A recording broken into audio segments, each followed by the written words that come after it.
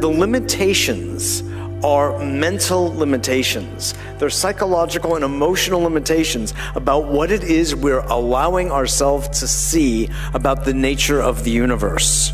Moray and I had a very nice little chat about this, that it is a game in many ways of perception, and you get the world that you perceive. If you keep perceiving it on one level, indeed, you will get that world. And if you open that world up, which is the purpose of this entire conference, you will get a larger, infinite world.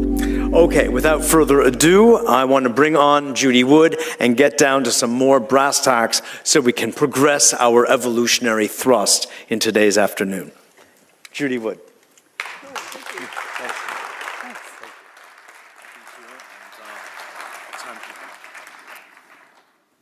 Hello. Well, what makes a scientist? The lab coat?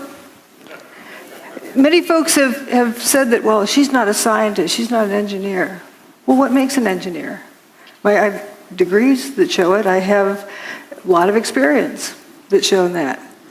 But a lot of folks need an icon. They need somebody to look the position in order to take it seriously.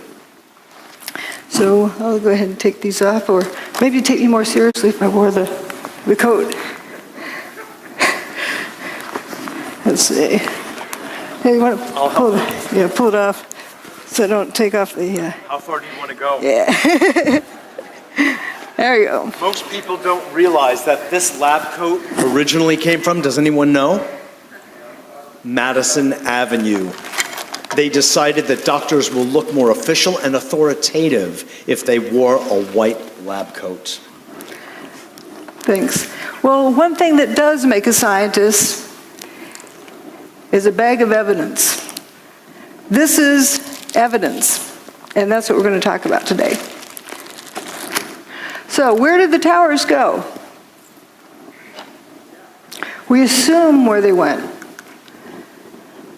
But did anyone ever stop to think about that question? One thing about evidence is that it's there, it's truth. The evidence is always the truth. Assumptions are where you get off track. So let's start. Once upon a time, there were two buildings, two towers, and then they went away. Well, third tower and a fourth tower. This is all that was left. This is just that yellow corner of that building, and all that was left. To remind you what was there beforehand, and here's just that little corner is all that was left. This is the dawn of a new age. There exists some technology that can make a building of that size go away. It has the ability to direct energy in such a way to disrupt the molecular bonds. It's also, energy is direct as opposed to being kinetic energy. Kinetic energy like a wrecking ball or a missile or something solid. We're going to go through the data and see that you can eliminate about every kind of kinetic energy weapon.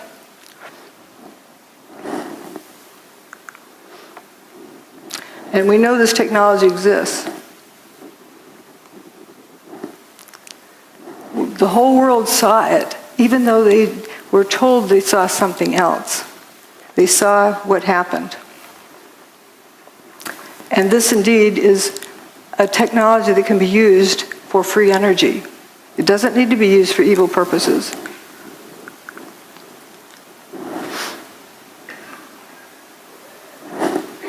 Oops.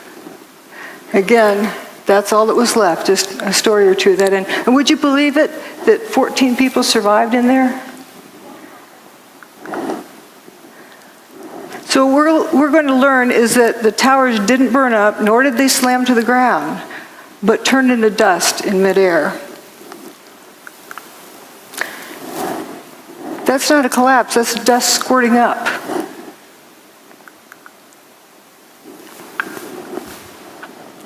Why did so few people see that? Because they were told to see a collapse, maybe? there's three main things that keep people from seeing what's going on.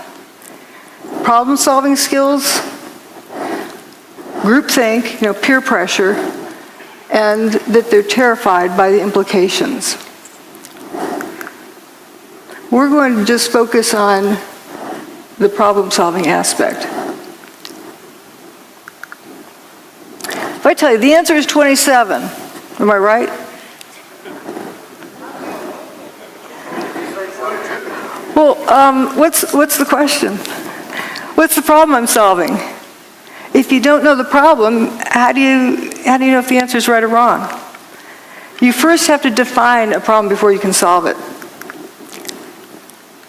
And it can be referred to as a syntax error because the order matters. Like when doing this math, are you adding those numbers together first or multiplying these first? You'll end up with a different answer depending on how you group them. The same thing with crime solving or with problem solving. The order matters. So if you start out with a theory, we have thermite or we have bombs or we have airplanes or whatever theory someone has, and they take their pick from this list of things, and then they go cherry picking and searching for the data that's going to support their theory. So in essence, what they've done is determine the problem. But what happens if it was something else that they didn't take into consideration? They'll never get to the right answer. And that actually is one of the key things in a cover-up. You get people arguing about guesses, about assumptions about what the problem is, and they never look at the problem. If you don't look at the problem, you can't solve it. So what they're using is a theory to determine what happened.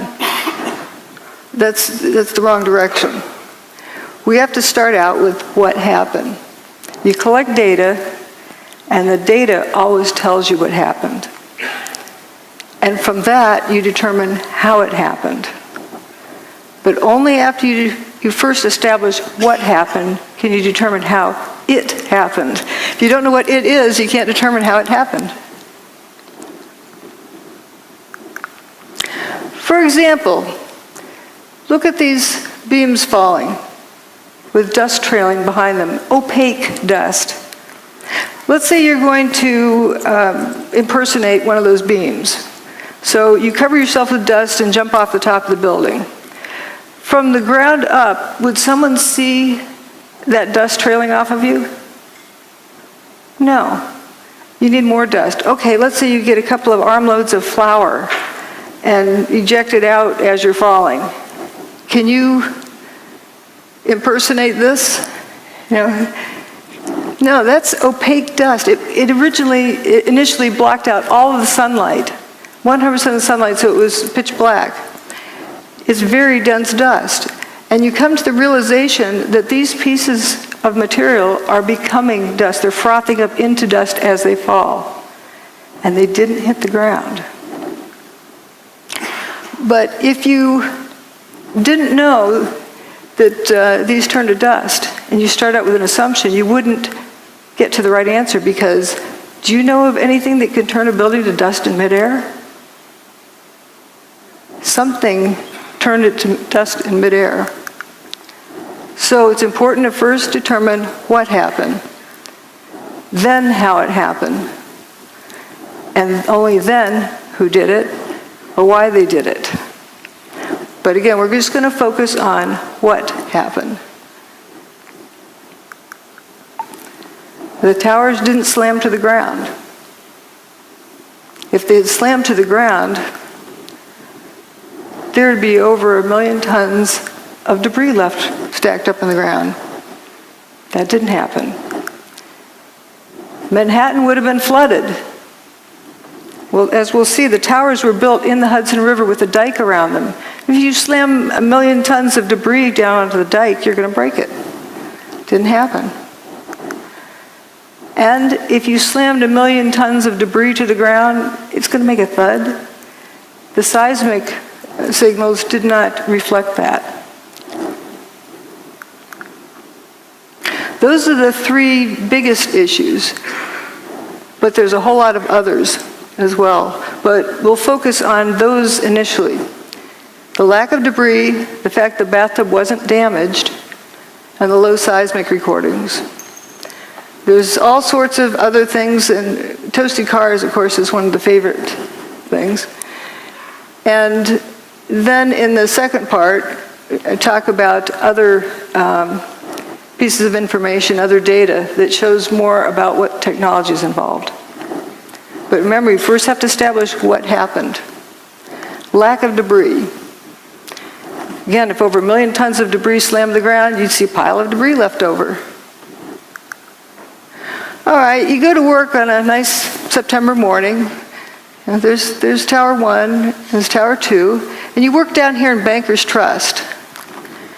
So you're going to go into your office there in Bankers Trust, and then you're going to look out the window and see what you can see. Down here, you look out the window. What's it going to look like? That's looking out that window. Air-conditioned office, looking across the street, and whoops, where did the building go? This is right after 9/11. Tower 2 is basically missing. Tower 1 is missing over there. I think everyone would have to agree there's not enough stuff left piled up on the ground. So again, we were looking out there. Now we're going to look the other direction. And there's this main body goes missing. Just the north wing is left. The building just went missing. That's building 4. It was a 9-story building.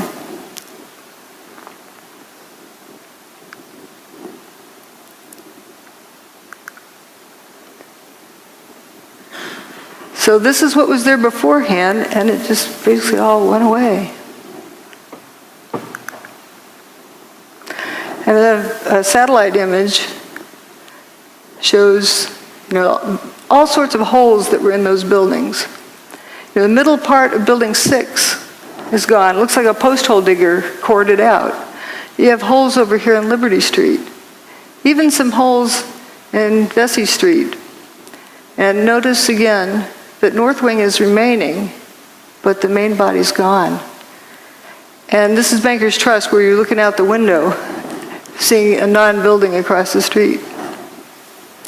Few people talk about this building. It's a 22-story skyscraper. Well, it would be the tallest building in most small towns. It went away except for that last little corner. And building 7 over here as well. Every building with the WTC prefix was destroyed that day.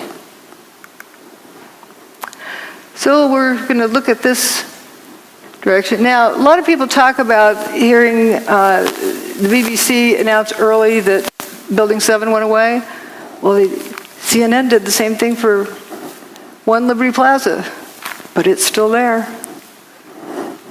You just get excited and want to be the first to report.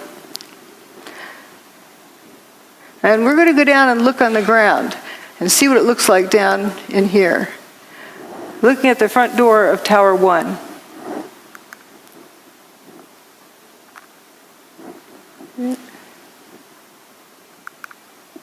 So here we are down on the ground. There's Tower 1, the north and south walls.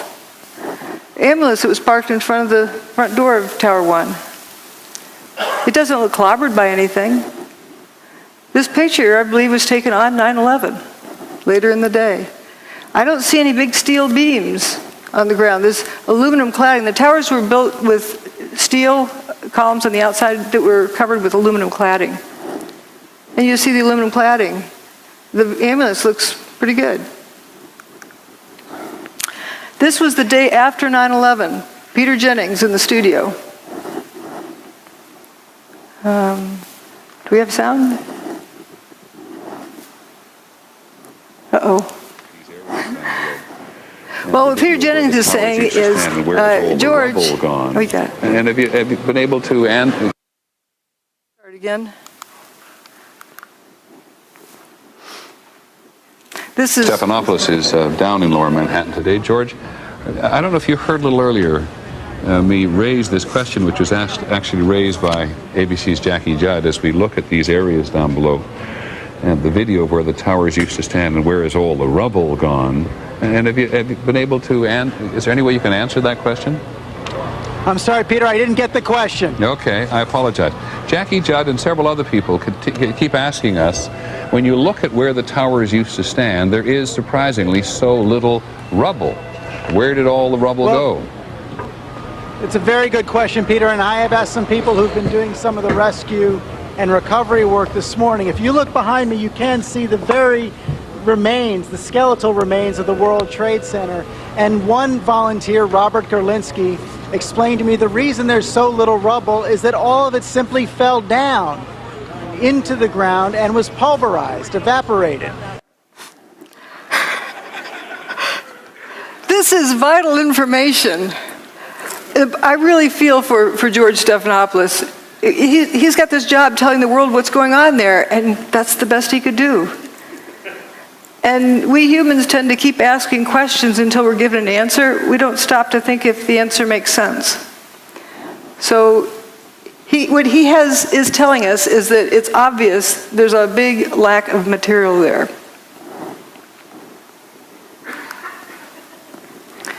And here's an elevation map of what was left.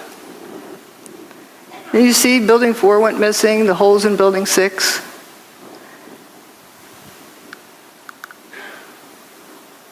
Here's a firefighter in stairwell B. I heard this very, very loud noise above me. It was just a tremendous roar. Right down here, while that picture was taken. It was above, and it sounded like it was coming towards you, and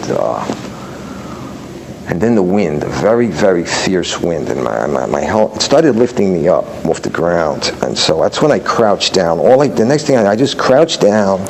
I got to the corner of the staircase by the railing, and I just got as small as I could possibly get. Because I'm not a big guy to begin with, so fortunately I'm not. So I got in and I literally, I guess the best way to describe it, I tried to crawl into my fire helmet. That's what I wanted to do, just to protect myself. And I wasn't sure what was going on. I thought the building might be coming down, and I figured, okay, this could be it, and I was a little angry. I said, so damn it, why me? Why, it's beautiful. I'm going to die in the World Trade Center on a beautiful summer morning. It's like a little denial and disbelief sets in, and so then I started getting hit with stuff. It was just debris was hitting me, and it went dark, and then the next thing was just total silence, nothing, no wind. No noise, no light, nothing.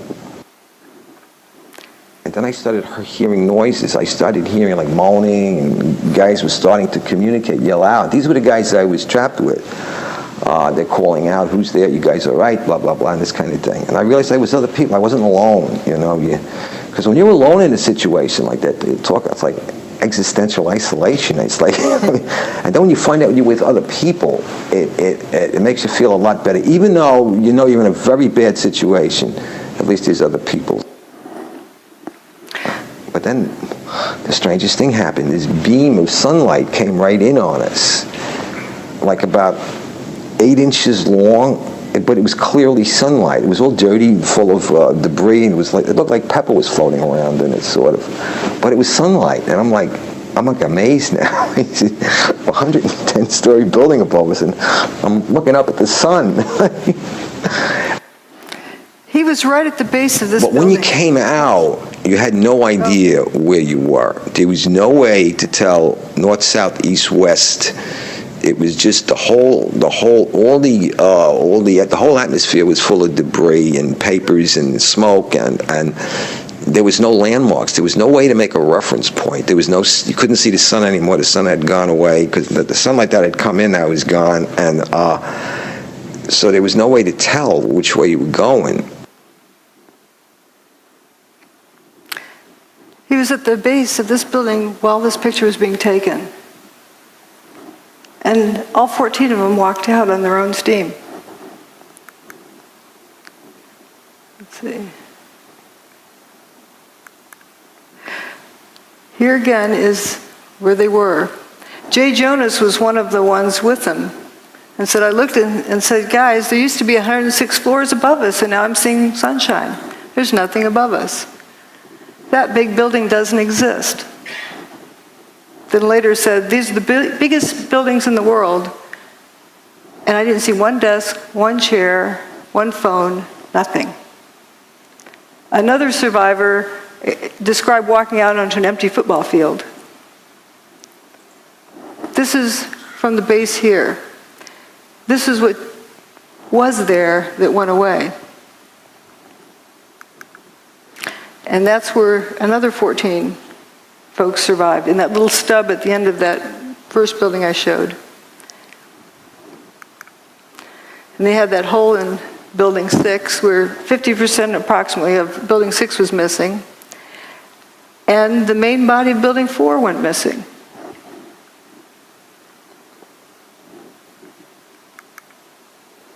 Every time a floor hit another floor, it would not only make a noise, but it would cause tremendous vibration. So we're being bounced up and down off the floor, hearing this collapse coming closer and closer. Mickey Cross was caught on the second floor. My helmet started flying off my head. I had forgotten to snap my helmet. So I grabbed my helmet. I guess instinctually I just pulled myself down the corner. The collapse of the North Tower created a massive rush of air. I was blown down 6 stories down to the first floor, and all I can remember while I was being blown down was, oh my God, oh my God, oh my God. There wasn't any time to think about anything. The 110-story tower disintegrated in just 10 seconds. It was that fast, yet for me it was kind of slow motion too at the same time. And I remember thinking to myself, I said, oh shit, this is it, we didn't make it.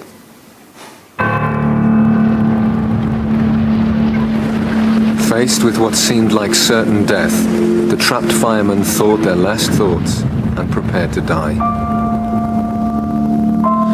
In those 10 seconds, I was like, well, I'm 33. What have I done with my life? Worked almost all the time. My wife is gonna, be a widow now. And I pretty much saw myself.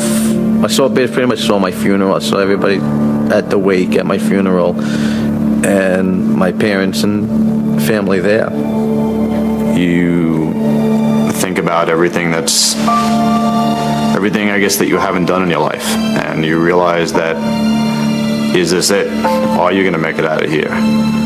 And I was just too young, and I have too much more to do with my life than for this to be it. I thought I was going to be dead in a few seconds, and I remember feeling, I hope this is fast, because I had a fear of being trapped, like say with a broken back or severely injured, and still being conscious and alive. It was strange, but I was at peace when the collapse actually started. I said, all right, whatever's going to happen now is going to happen, and I hope it doesn't hurt too much, but the fear was gone. The collapse of the North Tower killed over 1,300 people trapped inside the building. But some of the concrete walls encasing Stairway B had remained intact, and enclosed within them, 14 people were still alive. As they opened their eyes, it seemed as if a miracle had happened. I could hear Mike. I could hear him groaning. I could hear him called out to me. I called out to him, so I knew he was alive. From the neck up, I seemed okay, but everything else was just like pins and needles. I was slapping my leg with I'm watching my arm hit my leg, but I can't feel it. I had my flashlight on my side, and I looked at my hands and looked at myself to see if I was bleeding or anything anywhere. When he heard noises around him, Captain Jay Jonas realized he too had somehow survived the disaster. I wanted to know who was still alive, and I started calling them out by name. All the people in their group survived. That's a nice happy ending. But the descriptions they gave were not of a building falling on top of them, were not of bombs exploding around them. It wasn't high heat. They didn't get cooked. They didn't get squashed. the building just turned to dust above them. So we're going to look now at what was left. If we go down below the ground in that corner, well, here's what it looked like. The building indeed, the main body went missing, just like it was sliced off there.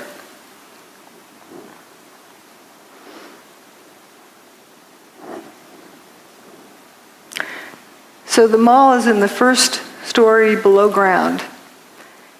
And there's some firefighters that were walking along there. We're going to go down one story and look at them. The perspective.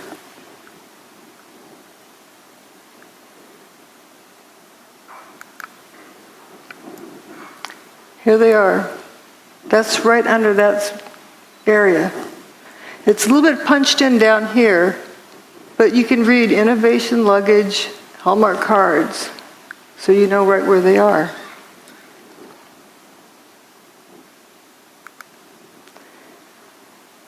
So now we're going to go a couple of stories below that to the loading docks.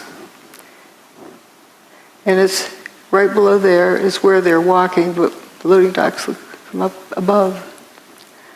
And it's painted purple under building 5, so you know where you are, and then green under building 4. So it's color coded so the delivery trucks know where to unload. And we're going to look down that direction.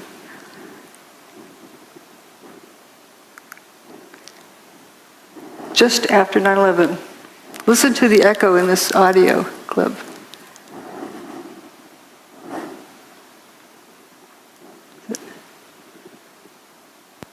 Going down to the parking garage.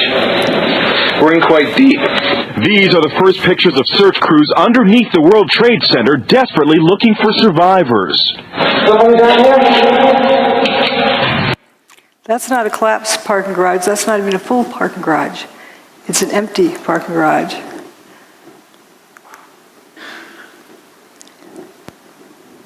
And we had this left. You can see remains of Tower 1. Stairwell B where those guys survived, and it's all at ground level. There was a lot of dirt brought in. We were able to move 120 dump trucks out of the city last night, which will give you a sense of the work that was done overnight. So some of the debris has already been removed. More of it is being removed, and it'll be done by barge all throughout the day today. Did you think it was going to get cleaned up in one day? Again, here's the ambulance picture and all that was left. Where's the debris of 1 million tons of building? One of the other survivors said this. We kept telling him we're in third floor, fourth floor, stairwell B, North Tower. Where are you? North Tower, stairwell B. Where are you? Stairwell B, North. Don't you know where North Tower is? They didn't know where the North Tower was because there was nothing left.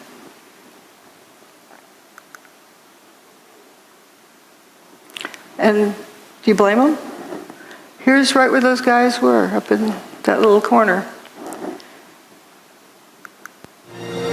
Hundreds more firemen were now arriving at the disaster area, but Captain J. Jonas's Mayday messages were still not getting through. Trapped down in the remains of Stairway B, there was nothing else Jay could do. We realized we can't get ourselves out.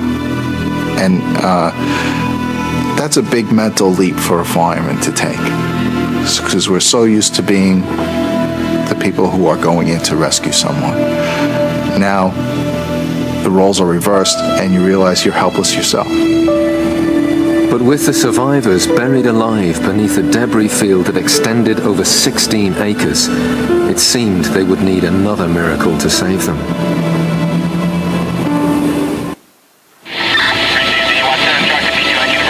It was midday on 9/11, and in the chaos and confusion, Captain J. Jonas's Mayday messages were still not being received. The fireman had no idea there was a pocket of survivors nearby.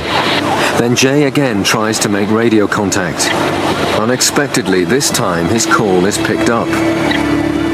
One of the officers coordinating rescue operations is Chief Nick Visconti.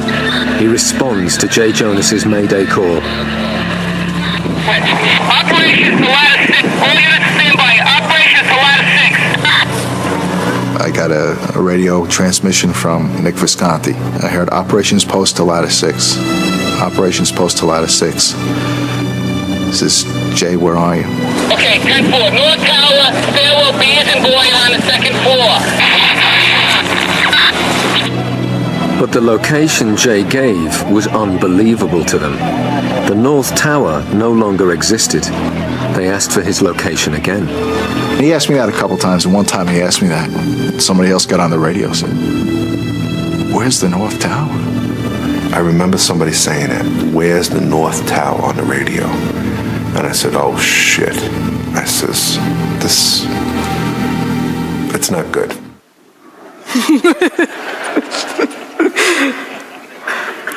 What I like about these clips from the BBC's show about the miracle in Stairwell B is that these are the original people. They're telling their story. Indeed, they're real people, and they were trapped in there and walked out. And what they experienced. Can you imagine being at the base of a 110-story building and the building goes away and you're left alive?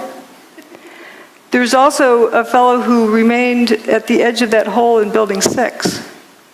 His buddies didn't make it. They were a few feet away. There's Stairwell B. And just to look at the amazing aspect of this, you get the bare sidewalk over here. Building 7, a 47-story building, didn't even fully spill across the street. If you had a big building coming down like that, even with explosives in it, it'd be like machine gun fire on all the adjacent buildings. Didn't happen. And this dome doesn't look clobbered. It's right across the street.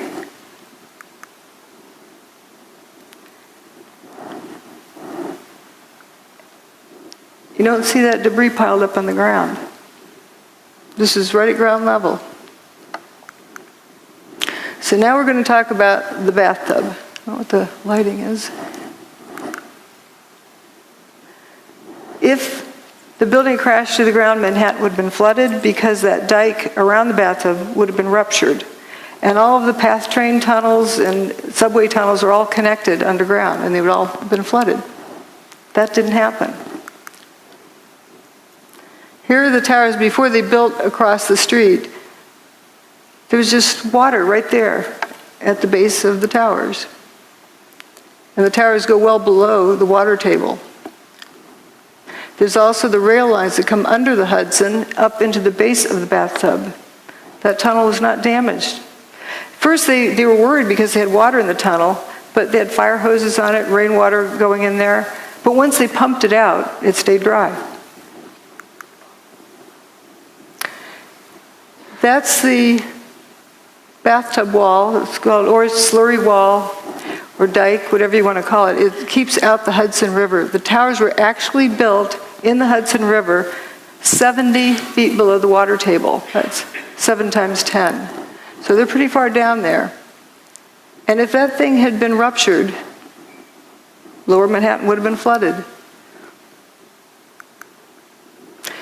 And here's the Hudson River, and as they're constructing it, you can see way deep down in there is the base, down there in bedrock.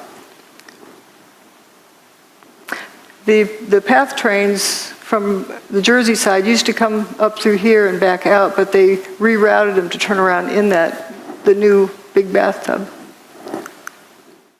I thought the seismic data you were going to look at was data associated with the collapse of the tower, particularly 2. Yes. Oh, yes. We did look. Obviously, we've looked at all of the seismic signals. The main focus of that was to establish the timing of the various events, and if any, again, using it also to see if there were any events that we could not explain other than it being the collapse of the towers and the World Trade Center 7. The signal strength due to the collapse of the towers were not of any magnitude that was seismically significant from an earthquake design standpoint, or from the design or failure of a structural component, or of, I would say, a piping system that might be used in a structure. So there wasn't anything that gave us pause in terms of that being a significant seismic event to have ruptured the pipeline. This was a meeting that NIST had to determine what happened to Building 7. So they were wondering if there's any pipelines that went through the bathtub over to Building 7. And he said it wasn't seismically significant enough to have ruptured a pipeline to cause any damage. You have two buildings, 500,000 tons each, slamming to the ground, and it's not a seismically significant event? And the bathtub's fine at the end of the day. Tower 1's base is right here, down the bedrock. There's the old parking garage, after they cleaned it out. And if the buildings had slammed to the ground, the seismic signal would have shown it. Didn't happen. Michael Ober said, I don't remember the sound of the building hitting the ground. Somebody told me it was measured on the Richter scale. I don't know how true that is. If the building's hitting the ground that hard, why do I not remember the sound of it? It's amazing. And somebody who worked in the 27th floor decided to go home because he wasn't going to get anything done that day. Went down to the ferry terminal, the south end of the island, and some idiot, they thought, came running up and said, the tower just collapsed. And they thought, that's ridiculous. They didn't hear it. They didn't feel it. When they walked past the tower, it looked like it was in good shape. Well, I think I know why it didn't make a sound. That part of the building doesn't make a thud when it hits. Dust gradually settles, and that's a lot of dust. This is an earthquake that happened earlier that year, in January of 2001, in Manhattan. So we know that the bedrock that the tower sat on can carry a seismic signal. But here's what Tower 1, the signal it made. Notice the difference in the quality. This is very high frequency. The lines are very closely spaced compared to this. Also, it has this, I call it the snout leading up to the big signal. It has that leading portion, which is the primary wave. The P wave arrives first, and then the secondary wave arrives. This is neither a P wave or an S wave. This is only a surface wave. P wave and S wave travels through the Earth. In other words, when the tower, during the tower's demise, the signal did not travel through the Earth. Again, that's the January 17th earthquake. And here's, P wave is like a rubber band snap, and the S wave is like a jump rope. And the rolling surface, like getting up off a mattress in the morning, the mattress springs back up. If you remove two 500,000-ton buildings, you're going to create a surface wave. But it only lasted 8 seconds.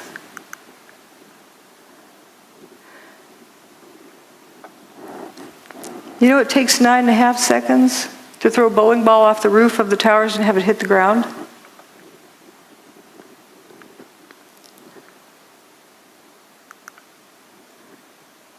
So how can this be? The building couldn't have reached the ground as a solid, rigid object. Here's where Tower 2 had already gone by the time this chart started. Tower 1's demise there. But here we're going to focus on Building 7, down here. There was an earthquake in the Fox Islands by the Aleutian Islands, and that's what the mess is after that. But where this vertical red line is, there's no seismic event that shows up at this scale. Nothing that stands out from background noise. For a 47-story building's demise, this is the King Dome. So here's a controlled demolition, and it produces a P wave and an S wave. So what length of time does that take? It takes, for a free fall speed from the roof, to the ground is about 4 seconds. But the portion of time that the ground shook was more than twice that. So that doesn't answer the question either of what we saw. And with Building 7, what is very telling is that they calculated when the P wave and the S wave should have arrived because they could not pick it out from background noise. They couldn't even pick out where the surface wave arrived at one of these stations. So there's 5 different stations reporting, and they had to calculate when the S wave and P wave would have arrived, and it was not there. The signal did not travel through the Earth. So if we have Seattle Kingdom, we're going to look at things relative to that. That made a 2.3 on the Richter scale when it was blown up by controlled demolition. And we have these 2 towers. Let's say for the Tower 2 was the first to go. So if we turn it to dust, all but the bottom 16 stories, and then drop a 16-story building to the ground, we record approximately the same seismic signal as what was recorded on 9/11. Just pretend this rest doesn't exist. And for Tower 2, if you turn it into dust above the 20th story and just drop a 20-story building to the ground, you get the seismic signal that was recorded. And for Building 7, it's all but the bottom 2.5 stories. Where's the rest of the building? It makes a 0.6 on the Richter scale. That's like a jackhammer.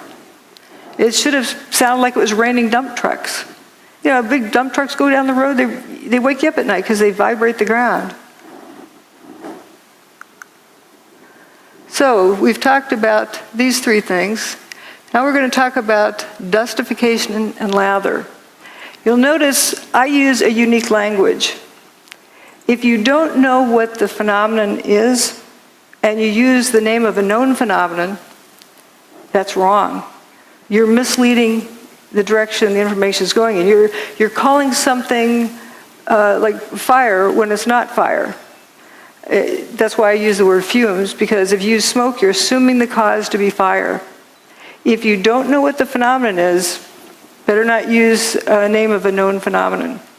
Well, what happened to these buildings? That's a phenomenon we've never seen before. It needs a new name. I call it dustification. The buildings turn to dust. It's not a difficult word to remember either. And often I use names of food, you know, like Cheetos or something like that. You're not going to confuse this with food. It's better than using characteristic 493-7A. You're not going to remember that. But we're going to talk about dustification. As we talked about before, this is turning to dust as it falls. People often see these squirts ahead of the collapse wave. But what was that? If it's bombs, you'd see a flash and you'd see a whole lot more of them.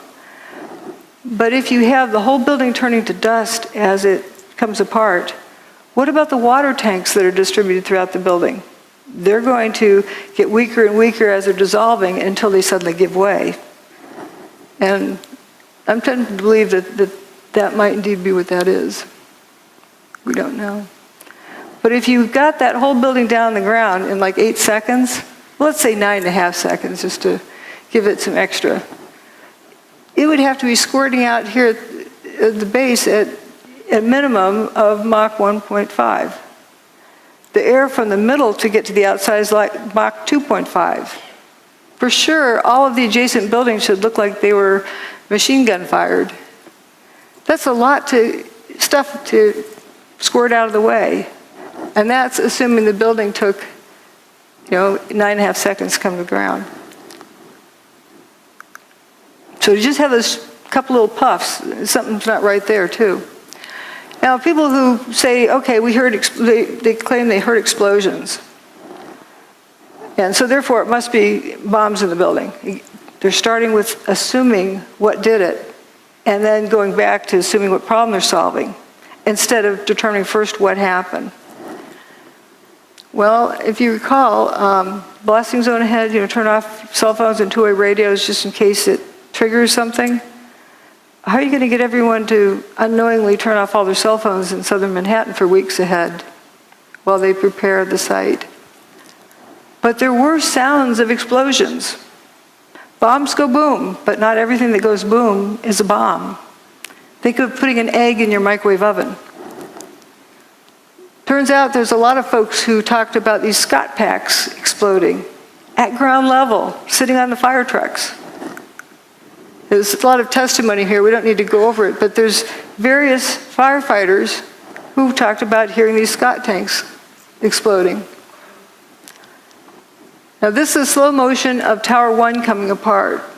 And you notice this, there'll be some column that starts falling down this corner. I think it's in here. And we're going to follow it down and watch how it just turns to dust completely.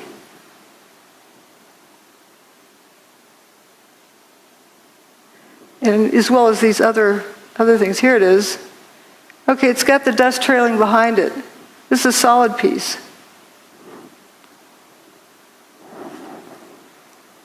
It's like ice cream melting. It's going away. And if you focus on various other parts, you'll see the same thing. There's no sound with this. This is a high-speed version. You can see that piece again. And these big chunks over here. So you see it's turning to dust as it comes down. And we're going to go look down on the ground right next to where this was coming down. This is the Verizon building here. Whoops, right here. And we're going to look at the corner right below there.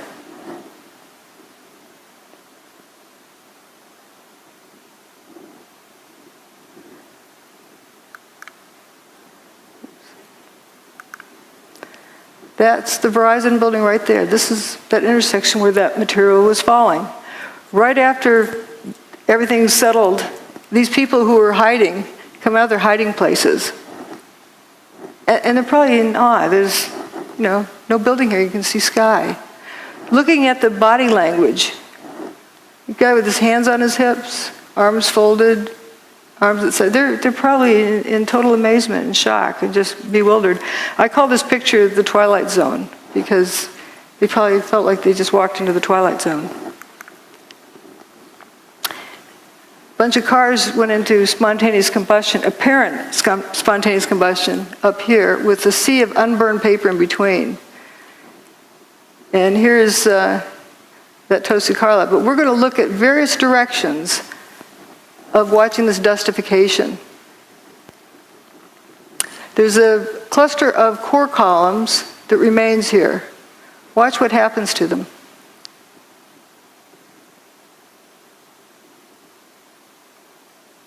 They just faint.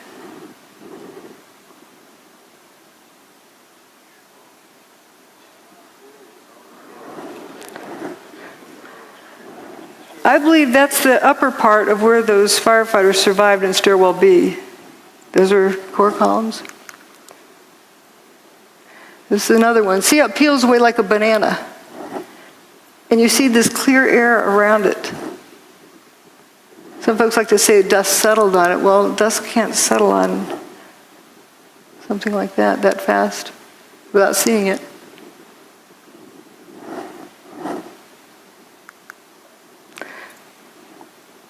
And there's from across the river, you can see those two.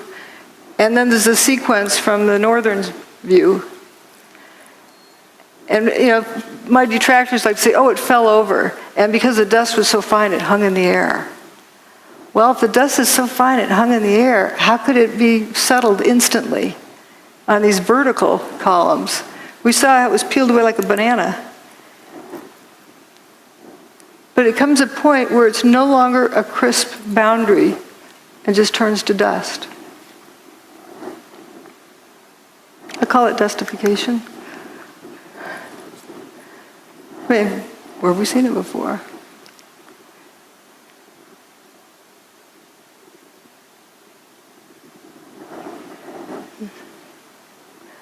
Here goes one more round.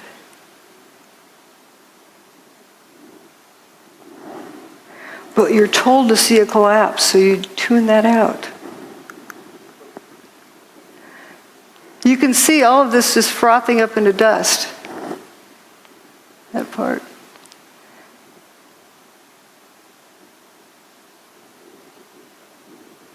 And it's also blowing downward. Very clean edges. So it isn't like dust was settling on it.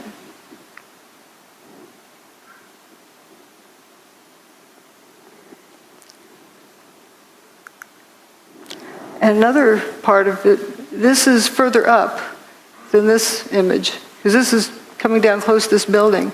But notice there's some chunks that go missing. And notice the dust kind of squirting out the ends of those pieces. You can see it trailing. So the reason why you didn't hear a thud when it hit. Lather is a term I use when it looked like another unique behavior pattern, but I think lather is just the part doing the same thing that this is doing, but doing it in place.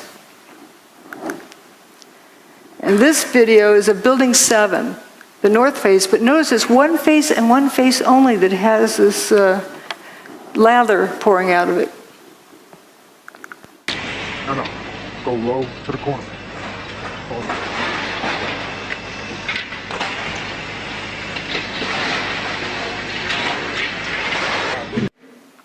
Notice it's spiraling around. And if it was smoke from a fire and it really needed to get out, why isn't it coming out these windows? If there's a traffic jam, why does it take the path of least resistance?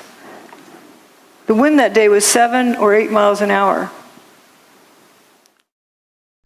No, go low to the corner.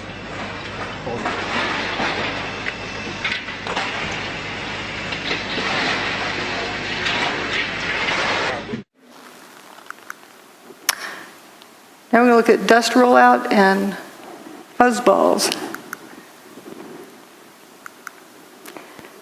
This wall of dust is pouring down the street. It was chasing people, and it overtook them. Didn't cook them. Just left them covered with dust. I like these abrupt lines. Like you can see where this other fellow's tie was tucked in there. He was just covered. He didn't get cooked. The dust went a certain distance and then went up. Another bizarre thing. Again, it's important just to take in all of the data, and it starts telling you the story of what happened. Let the evidence tell you the story instead of forcing it to go a particular direction. And I wouldn't have seen this before, that just all particular distance then goes up. There's a video filmed by Bob and Bree, who had an apartment up here. Bless them for saving this video and then sharing it with the world. This is an image from there, and the dust doesn't quite touch their window and then goes up.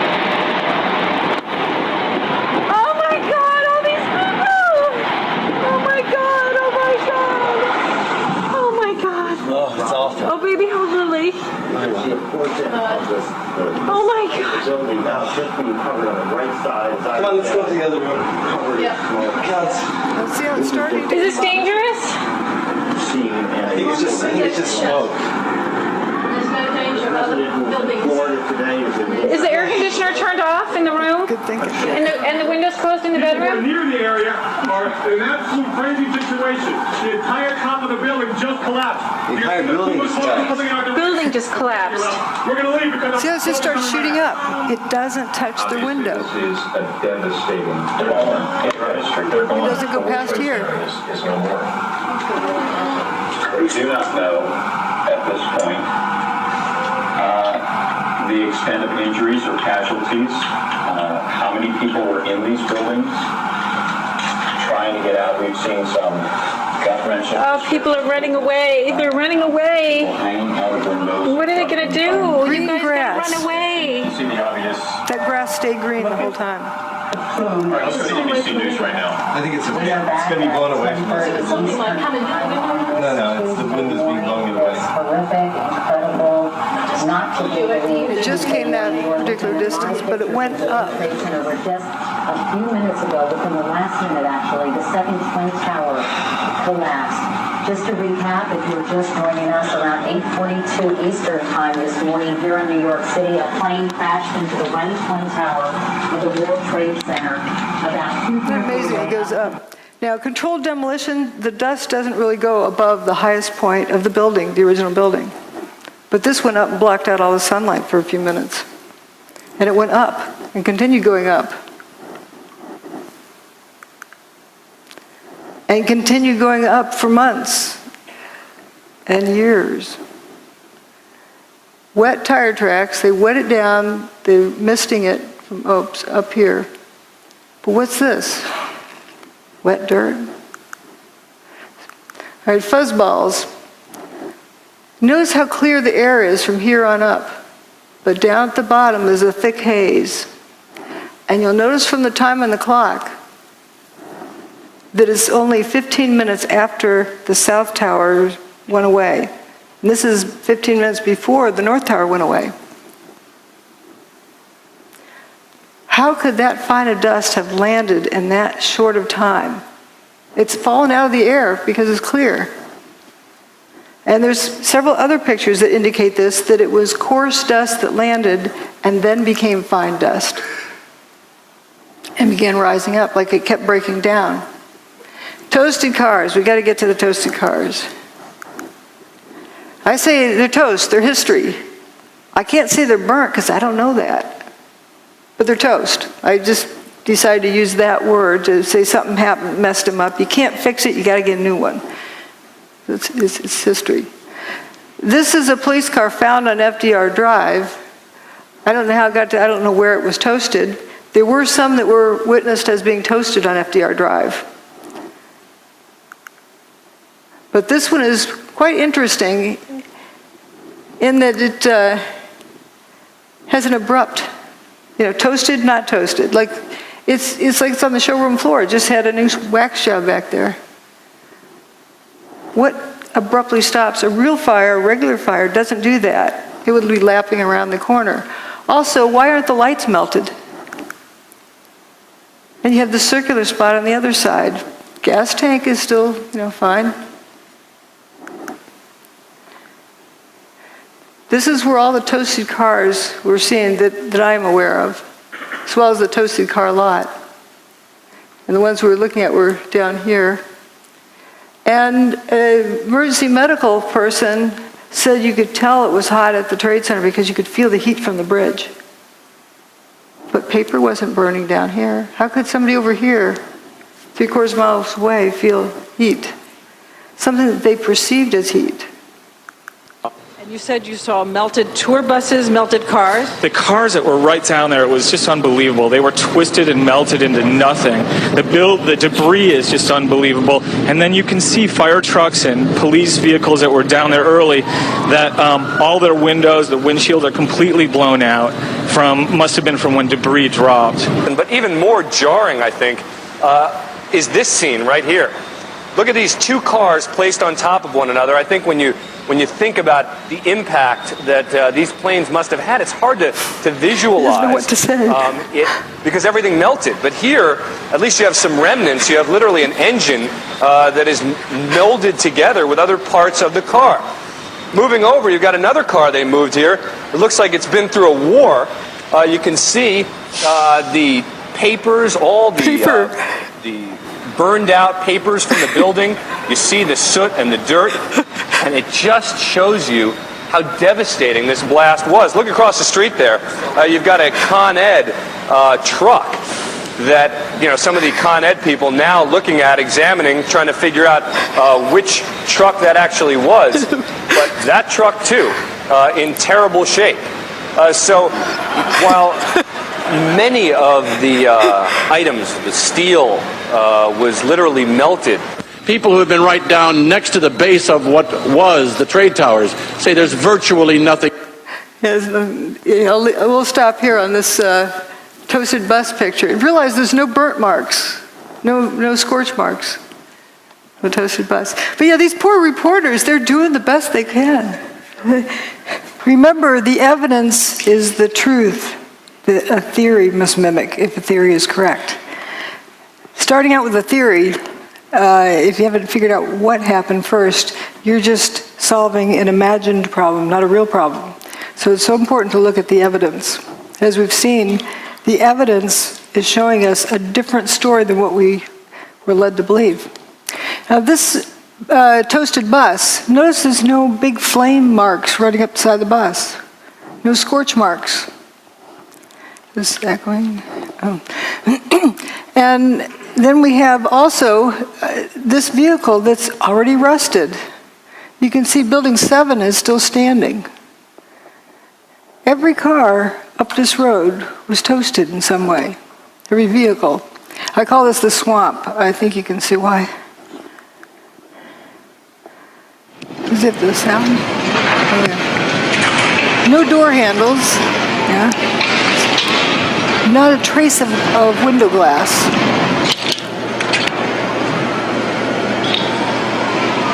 Just gone. Go, let's go. Go. 3, 2.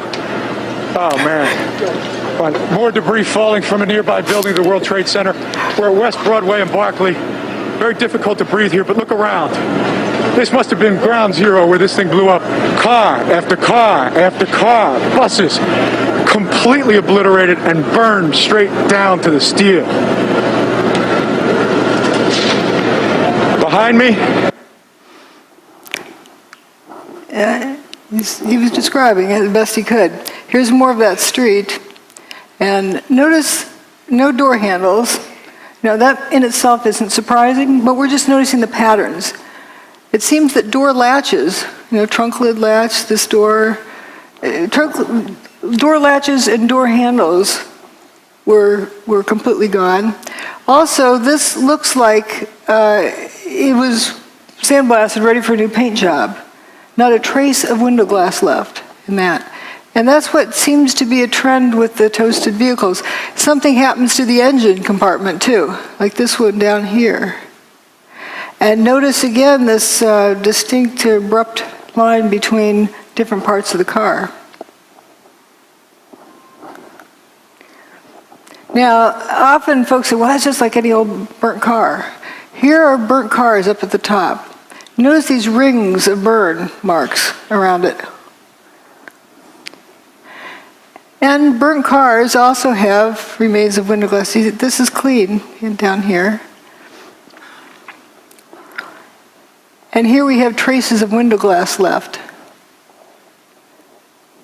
And of course, there's a lot left there. But the ones at 9/11, there's not a trace. The ones that are seriously toasted.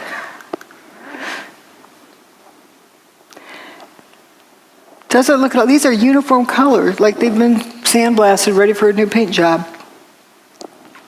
And the insides are completely toasted. I think they threw this stuff in afterwards. But the stuffing is still partly here in the burnout car.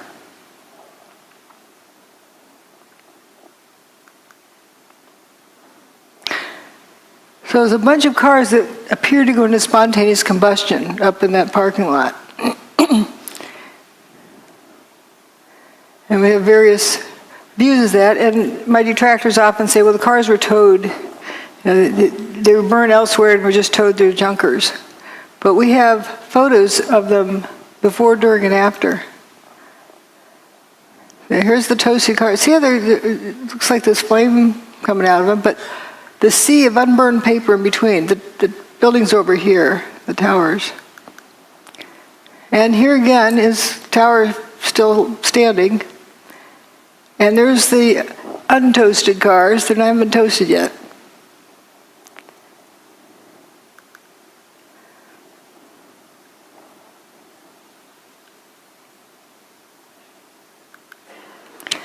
And there they are. They haven't been toasted yet. They're still in good shape. I actually thought this car was white, but I was surprised to find it was black.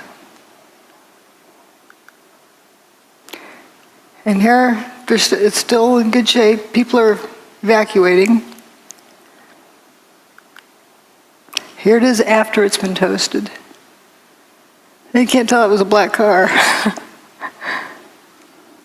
Just all in a line. They just went poof. Weird fires. I can't call them a fire because there's weird things with them, like paper not burning. This is where I call the swamp. Toasted cars all along through there.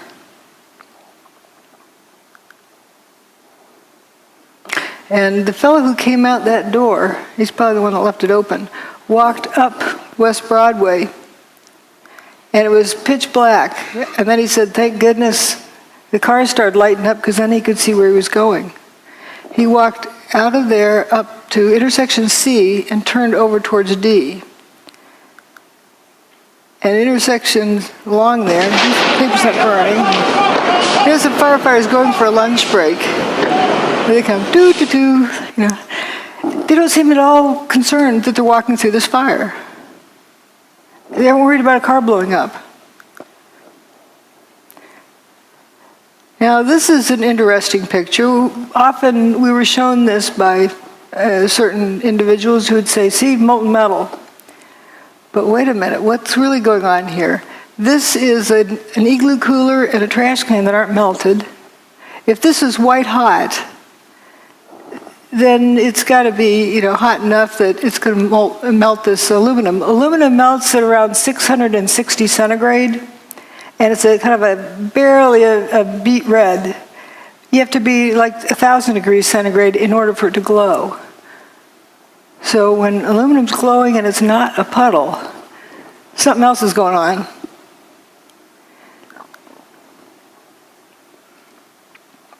So we're told about pools of molten metal. Well, that's paper, not burned.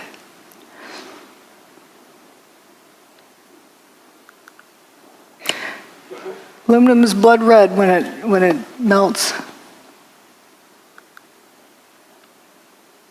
Whoops. I don't know what that is.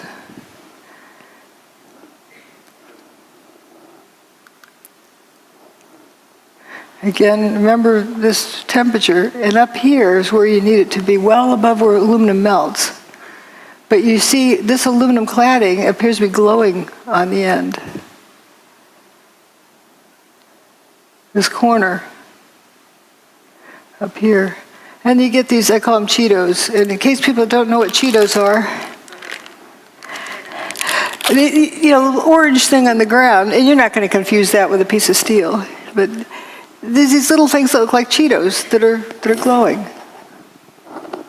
Pretty strange. Videotapes the firefighter reporting molten metal like a slurry or a steel mill or a volcano. Those are quotes. Giant pools. What about the pictures of them dragging oxygen hoses all over the steaming supposed hot metal? If it were that hot, you wouldn't dare do that, would you? Would you? Well, we do have the infrared photos of the molten metal. Well, again, what melted the metal? Was it heat? Or was it something else? Here on this thermal map that is so often quoted, point E is right next to where building 3 had been. Here's point E. According to the measurement there, It's supposed to be 819 Fahrenheit. That's above 212, the word water boils. This guy doesn't look like a boiled chicken. Yeah, how hot can that be? So the color in that map meant something else. It wasn't temperature. And nice bushy trees didn't melt, or didn't burn, neither did the paper in the street. But what happened to these vehicles? What happened to his engine? And where that firefighter walked up the street and turned the corner, here's right where he turned the corner. Again, you have these Cheetos on the ground, whatever they are. What's strange is the fire on the side of the van in front. And again, it was of different contrast. You can see it's just on the side of the van. What's burning?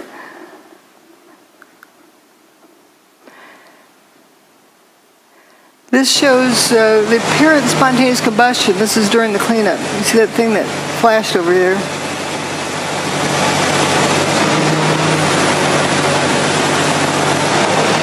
I think there's another slow motion clip of it. We'll see it over here somewhere. Oh, there it goes. Just apparent spontaneous combustion.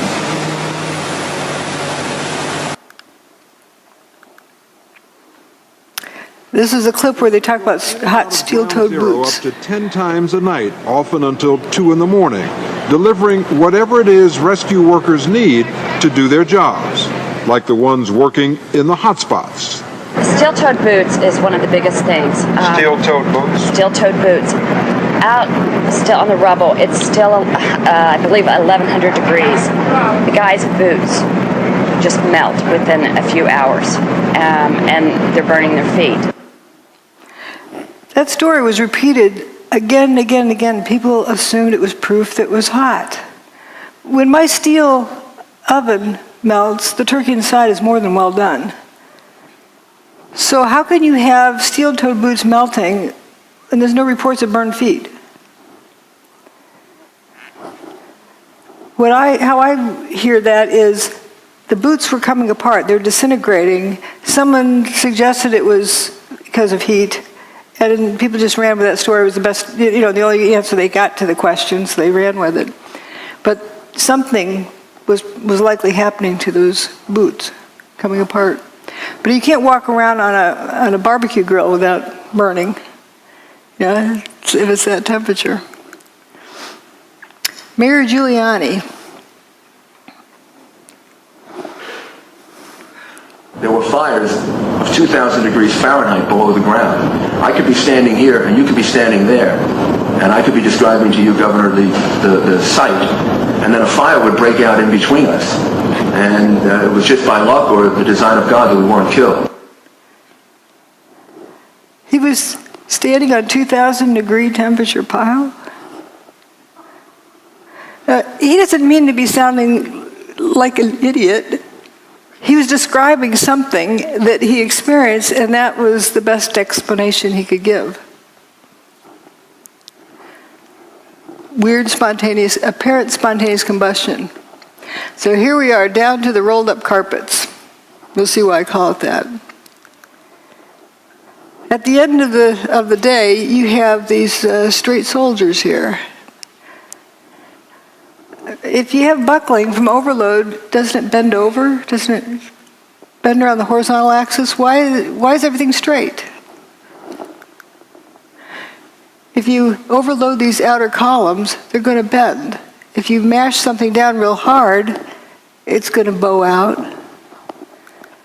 Yet what we have, instead of having it bend over, is curling around the vertical axis. Here's a cluster of 3 columns.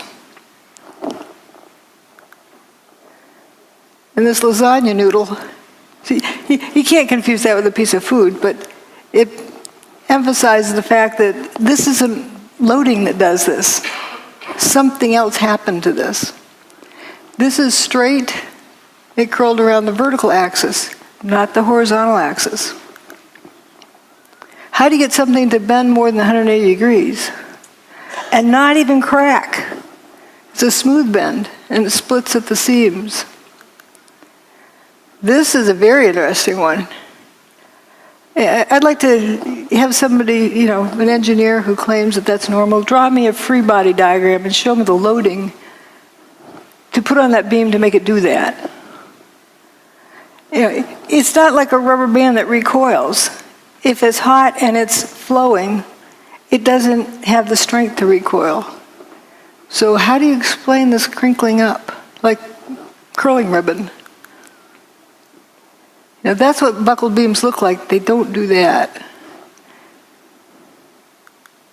You see through holes there. It just happened at one place. This was found in Banker's Trust. Banker's Trust was determined to have not had any fires in it. So we're going to begin the proof of concept. Okay, here's what we found at the World Trade Center. And here's something that John Hutchison bent. It's molybdenum. It's not cracked in the corners either. Smooth curling. When I first contacted John Hutchison, I sent him this picture and said, does your neighborhood ever get to looking like this? Because you have this toasted vehicle here, and the one in front is parked in the right place, but it's just got the tires in the wrong direction. You know, it's not oriented correctly. And notice all the marble around the doorway is gone. The rest of the building, there's no stab wounds in the building, no big beams went flying through. Another weird thing is the window glass. Sometimes just the outer pane's broken. The rock doesn't do that. Evidence of levitation. Cell tower came down, I was across the street, and I picked up the camera just out of habit. And something in the back of my mind said, run, run, run. And never in 20 years of shooting in New York have I run from an assignment. But something in the back of my head just said, run. And as I hit the corner of Liberty Street, it was almost being picked up by a tornado, almost being picked up by a wave. It was like being picked up by the black cloud. That black cloud had substance. It was like night, but it had a solid feel to it. It was like gravel, hot gravel, and just picked me up and tossed me about a block. At one second I was running, and the next second I was airborne. And I lost my glasses, I lost my cell phone, I lost my pager, but managed to hold on to both cameras. But it threw you for a block? I was back down at Ground Zero last week and walked the area where I have a pretty good recollection of where I was and where I wound up, and it was just under a city block.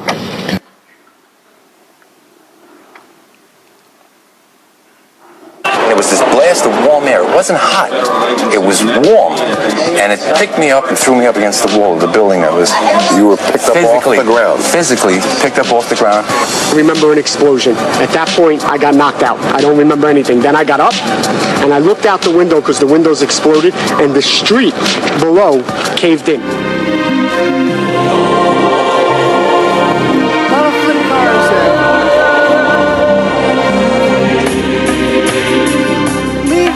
The trees.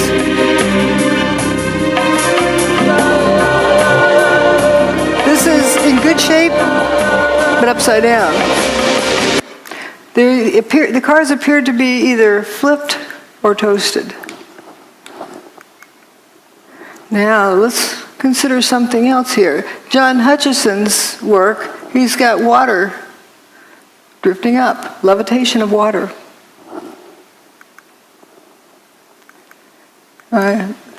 Dinner then.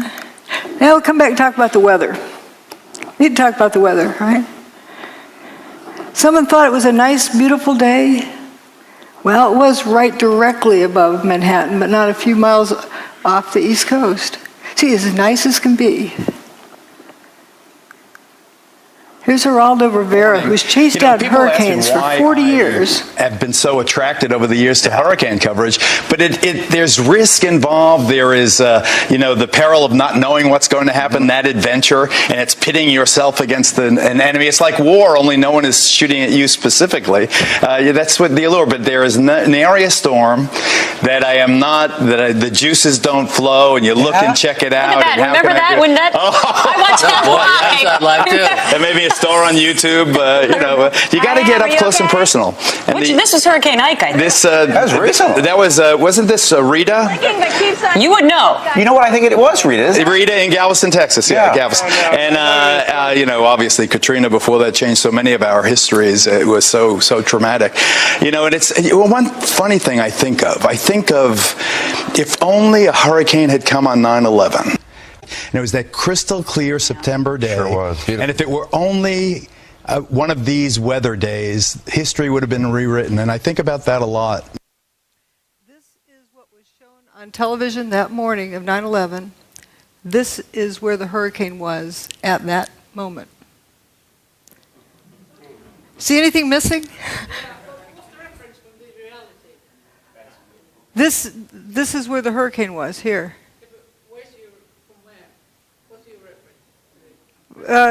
The satellite, the National Hurricane Center satellite images.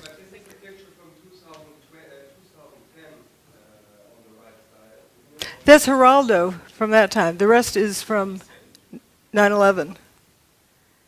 Yeah, Geraldo apparently didn't know there was a hurricane that day, and Joey Moore, a flight attendant on 9/11 who flew out of Boston's Logan Airport just before the fatal flight that left, did not know there was a hurricane either until he saw it on my website. But why didn't they mention it? That's the question. It begs the question, too. Yeah.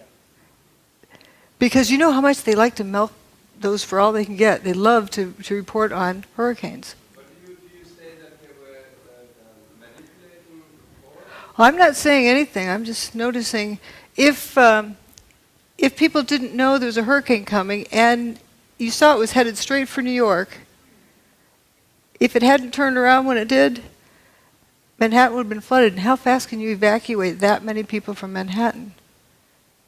Can you afford that risk unless you absolutely know there's no chance? Unless you know, how would you know? Right. Was it reported on any other media, such as whatever the shipping forecast? It does show up the National Hurricane Center's text forecasts, but they were very played down. They weren't shown on the media. People were not aware that there was a hurricane there. It just seems, you'll excuse me, because I've done a fair bit of sailing, and there must be a bunch of ships on that coast. They took the ships out to sea because they knew that the hurricane was coming. What about the small vessels that were sailing down the coast that have surely just been wiped out? They may have looked into the National Hurricane Center's reports, but it was not something that was heavily publicized. It wasn't zero publicity on it, but it was very underreported. I'm confused here. Are you saying that they actually moved the hurricane away? They had the technology to push the hurricane away? Whoops. Or it was just that coincidentally the hurricane went away? Doesn't. Here. I can't back it up. The hurricane for 4 days was going in a straight line. And then on the morning of 9/11, it stopped, turned around, and that afternoon it started heading out of town. So you think that was artificially done? I'm just reporting what the evidence is. I don't want to guess, but I can say that if they didn't know it for 100% sure that it was going to turn around, if there's any question, why weren't people told to evacuate? Just in case. Oh, because the people at the tower were told to evacuate because of the hurricane? No. Nobody was told to evacuate because of the hurricane. That's the puzzle, that nobody was really told about the hurricane being there. It just happened to be there and then turned around and left quietly. We were told this is nice, wonderful September day. But it could have been used. Let's see, this isn't doing so well here. Judy, as a suggestion, might I suggest that it would help audiences such as like me, myself, this is completely surprising information, astonishing information. So to have a kind of secondary source of confirmation. National Hurricane Center. All that report, that one-line text or whatever it was. I've got all of the references in my book. And this is that satellite image of the hurricane is from the National Hurricane Center. You can download it yourself. I'm just saying that I think it excuse me, drjudywood.com/articles/Erin. You'll find 5 pages of multiply referenced data from the UK Meteorological Office, from the Canadian Hurricane Data Centre, from the US Hurricane Data Centre, and other sources. And I've got more if you want to write to me, I'll send you other stuff. Let you get through your... The clicker doesn't work. Ladies and gentlemen, let's let Dr. Judy Wood get through her presentation. We've got plenty of time for questions afterwards. Thank you so much. So let's also look at some other information. Now, the hurricane was going to turn around at some point. They thought on day 1 it was going to turn around because it was a high-pressure system moving across the U.S., but then didn't. Well, maybe on day 2 it didn't. Maybe on day 3 it didn't. Maybe on day 4. Thank goodness it did. They had predicted it was going to turn around all this time, but did they really know when? If they didn't know, they ran out of room. So here we have the high-pressure system moving in from the Midwest, and it's increasing, while the hurricane, which is a low-pressure system, is moving in from the Atlantic. And guess where they met and when? 10 a.m. on the morning of 9/11. They were superimposed at that area, so you have 2 counter-rotating systems, curiously. And interesting drop with the humidity. But let's look at this magnetometer information. This is the Earth's magnetic field from the ground, not from satellite, but from the ground in Alaska. There's 6 different measurements. Each of the events on 9/11 are with a vertical bar.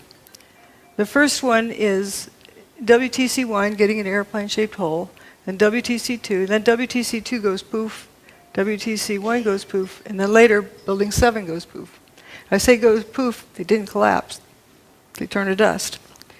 So it's interesting, it's pretty much a steady state and something different happens here. There was a solar storm approaching, but it didn't get to that point until a day later.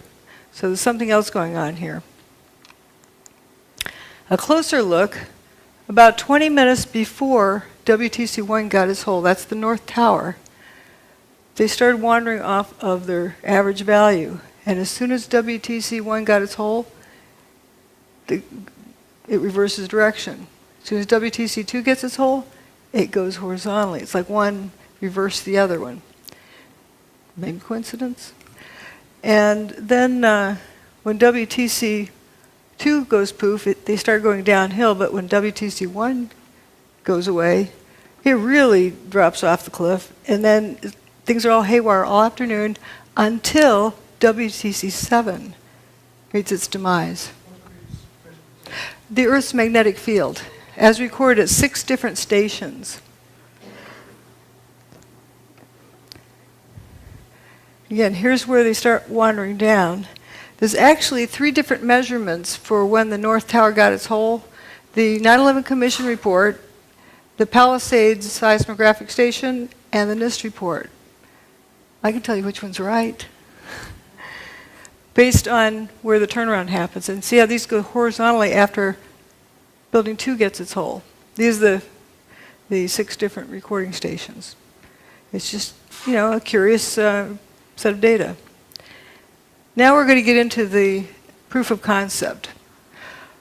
I can't say for sure what technology was used, but I can show you something that reproduces all of the same phenomena.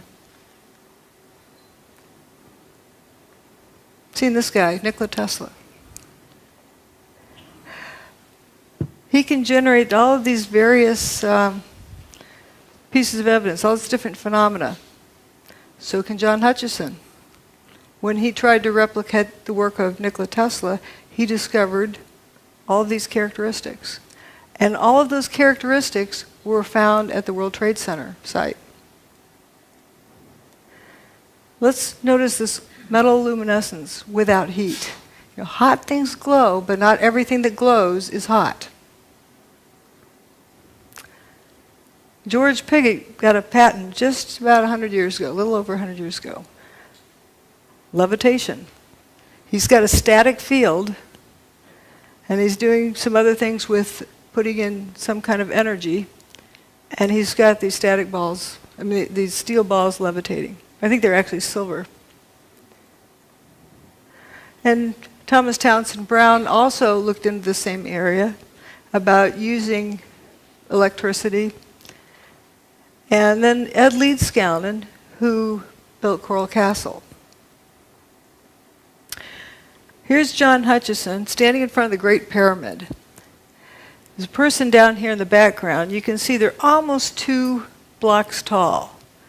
Well, that's about the same height as this doorway of Coral Castle. So they're about the same size blocks. They're 15 tons each. So this guy built his castle by himself. We don't know how this one was built. We can only guess.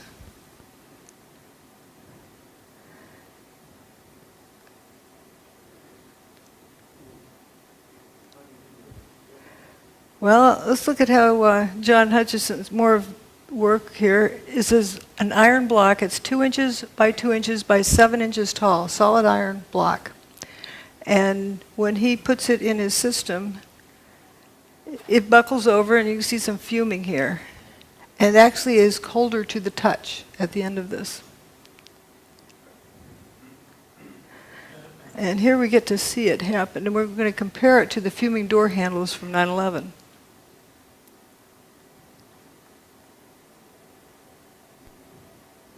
Here's the door handle.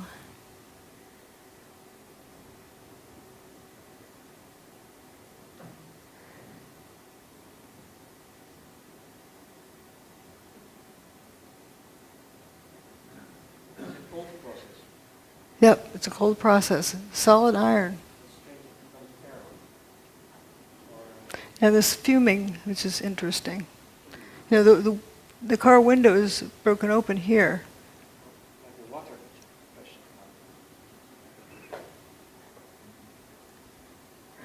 We're going to look at some other things about the weird fires. I can't call them regular fire because I don't know that. The weird fire, just to note that it's not something that you know for sure what it is. It's glowing, but the paper doesn't seem to burn. If this was glowing because it's hot, it'd have to be at least, 1,200 degrees centigrade. Aluminum melts at a little over 600 degrees centigrade. It's not a puddle. This aluminum is not a puddle, so how hot can it be? And this igloo cooler and the plastic trash can are not melted. The paper is not burned either on the ground. So what is that color? And another weird thing about this, right across the street over here is the Burger King. And inside they're flipping burgers, cooking burgers for the firefighters.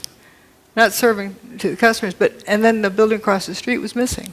It's just a weird sight. Now this van is also interesting that, you get all this something looks like it's on fire, weird fires there. This van down here has a fire on the side of it. What's burning? And if you say falling debris that was on fire hit these vehicles, why didn't it hit anything else? And how's it, under the vehicle? It's just very strange. This Park Place is several blocks north. Now here's John's boat experiment.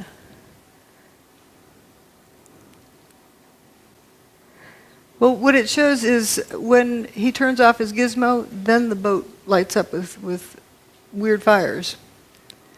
And the cars lit up right after the tower's demise, not during, right after, as though it was right after something got turned off. This is another interesting, at the WTC, how this beam curled up. Actually, that was right across the street. That was in Banker's Trust. These are John Hutchison's samples. Notice there's no creases in the corners. I should have found the picture of holding this one like this. Yeah. Vitamins? But it curls up like that, like at room temperature. And this is a video that hopefully will run. There we go. It wiggles back and forth.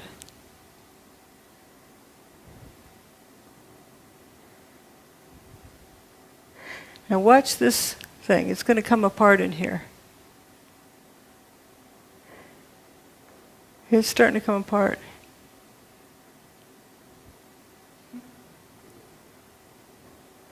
Weird things happen. Some other weird things that happened were roundish holes in the outer pane of windows. They weren't necessarily through both panes. That's strange. Throw a rock through a window, it breaks the window because the window is brittle and it bends, and brittle materials are weak in tension, so it shatters the glass. So how do you get a round hole without cracks running out? Turns out somebody replicated that very thing. This is my analogy saying, okay, if you drop a rock in a pond, it ripples outwards. Maybe something like that is what ripples outwards with longitudinal waves that causes the glass to break in a rounded pattern. Now let's think about hurricanes. What do? Well, Hurricane Andrew drove this 2x4 through a tree. Piece of plywood. And with tornadoes, I'm sure you've all heard about straw through trees. It's not because they're flying fast. Something weird is going on. There's John Hutchison's sample with a butter knife in a piece of aluminum. He also has one with wood in the aluminum. If the aluminum's hot enough to melt, the wood would have burned up. So it's strange. Now, when I found these, you can see the blow-ups. I wondered, why on earth would the car door be peeling split thickness? It's not a laminated structure. Didn't know what that meant, but it was definitely a category of data, and I put it aside. Later, when I found John Hutchison's work, wow, he can peel open extruded aluminum. That's not laminated, it's extruded. And we have these coins from the World Trade Center. People like to say they're melted together. Point out that zinc melts before copper does. It also boils before copper melts. So that would likely explode, but it's one of the lowest, zinc is one of the lowest melting point materials. So what gives? Why is this stuff stuck together?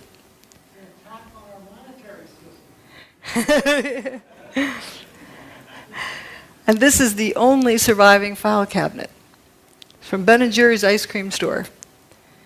Here's the piece of wood embedded in the aluminum from John Hutchison's work without elevated temperature. Same with these. WTC6 with these cylindrical holes in it. Well, here's John Hutchison's aluminum sample with cylindrical holes in it. It's as though there's a pencil line in space around which material at the same radius is dustified.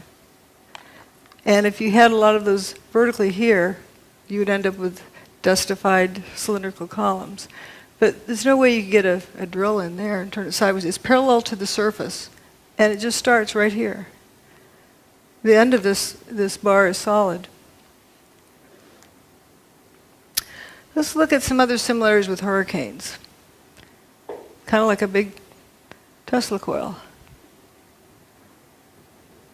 And come to think of it, ahead of a storm system, people feel the storm coming. Birds know to head for cover.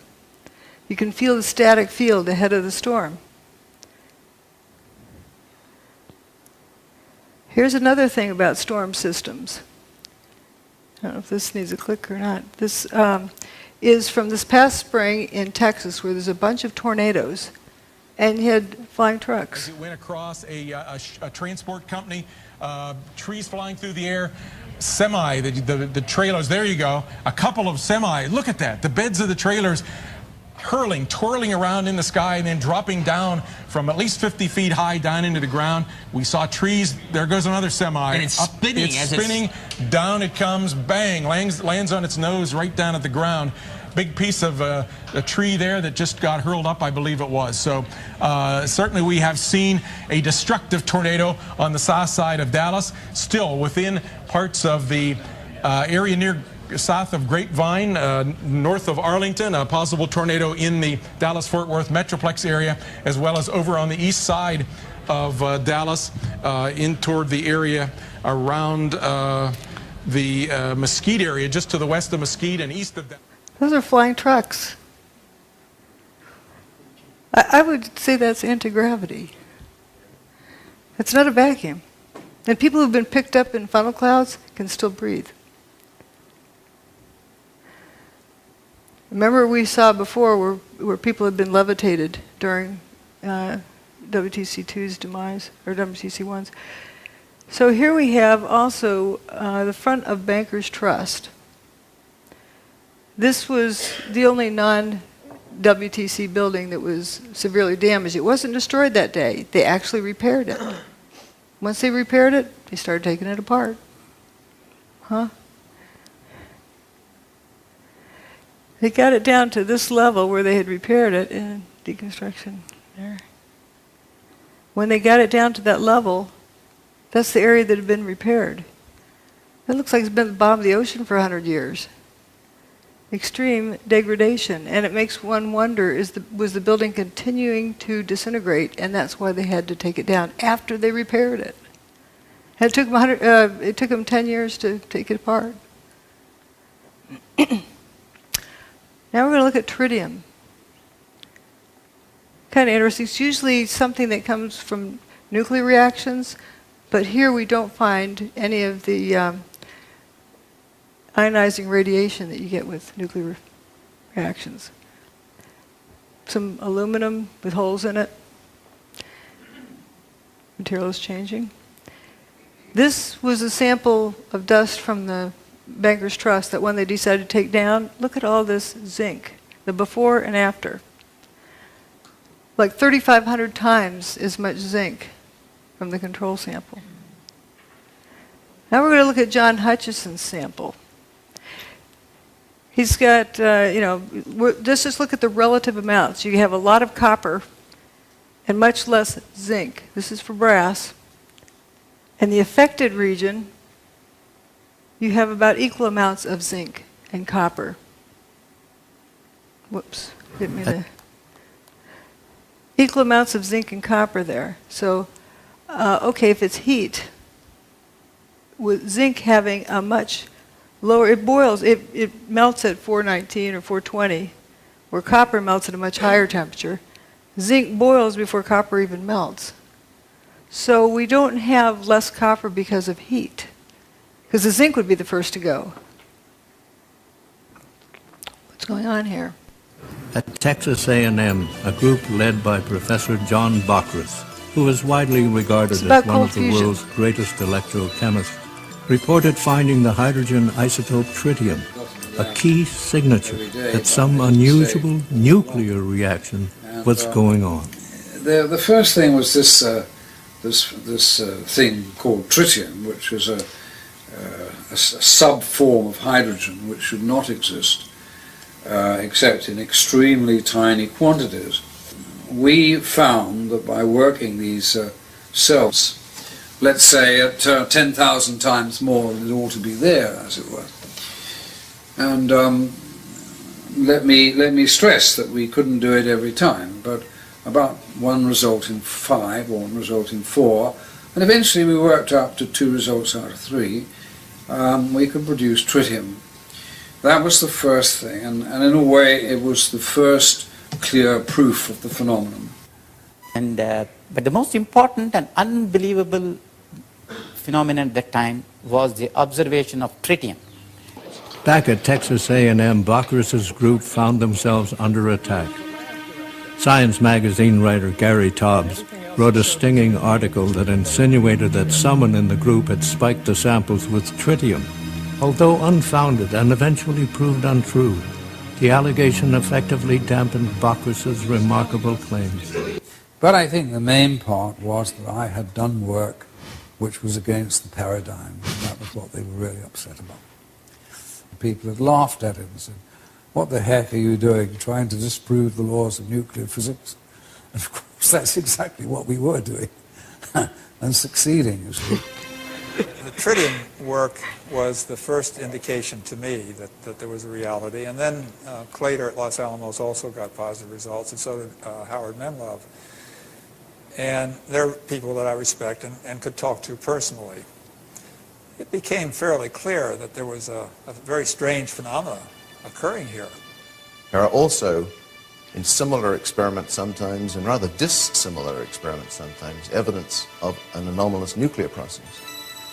However, it is conceivable that there may be a process even more powerful than nuclear reaction that physics does not yet understand.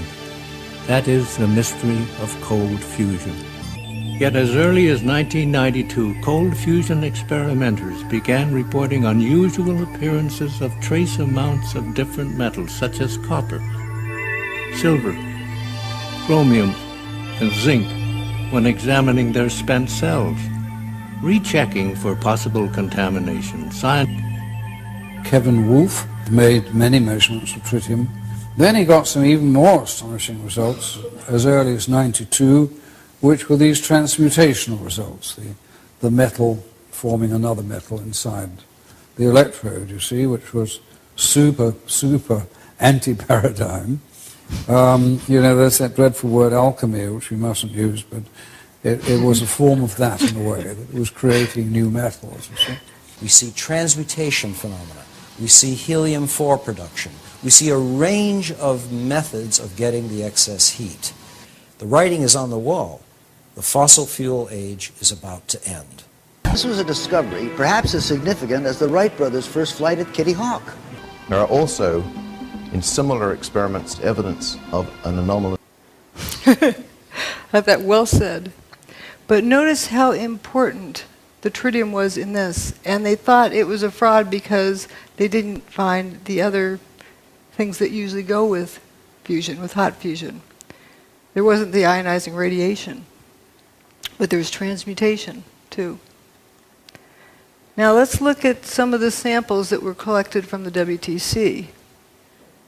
You have a variety of all sorts of strange things in the air. And if you look at the melting or the boiling temperatures of these things, there's no rhyme nor reason to the amount of the quantity. It isn't that the things that boil at a lower temperature are more prevalent.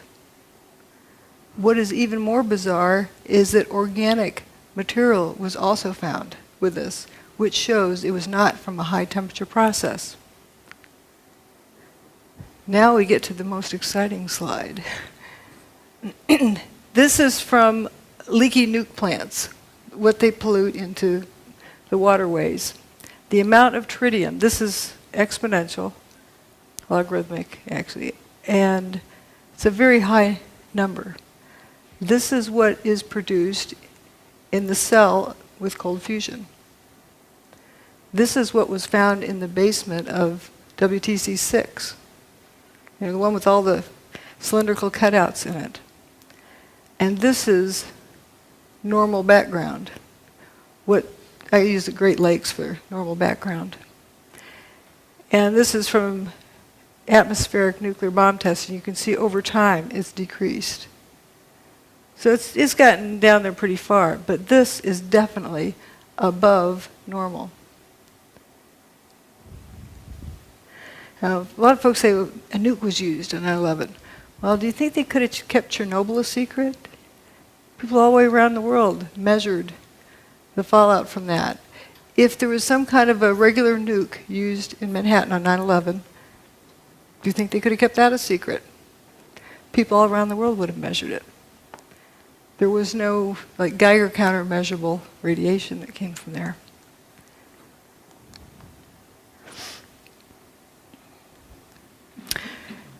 Here are some relative numbers. If compared to what was measured at the World Trade Center in terms of tritium, the background levels are 1/50th.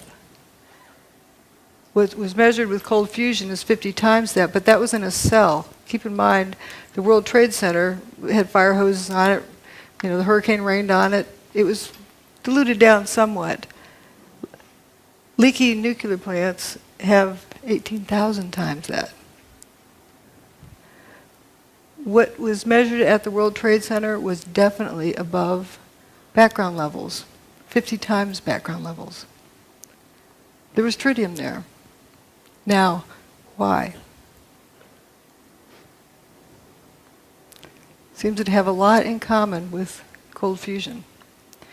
Some other categories we didn't look at, the so-called jumpers. Uh-oh. There he goes. We refer to them as jumpers, but did they really jump?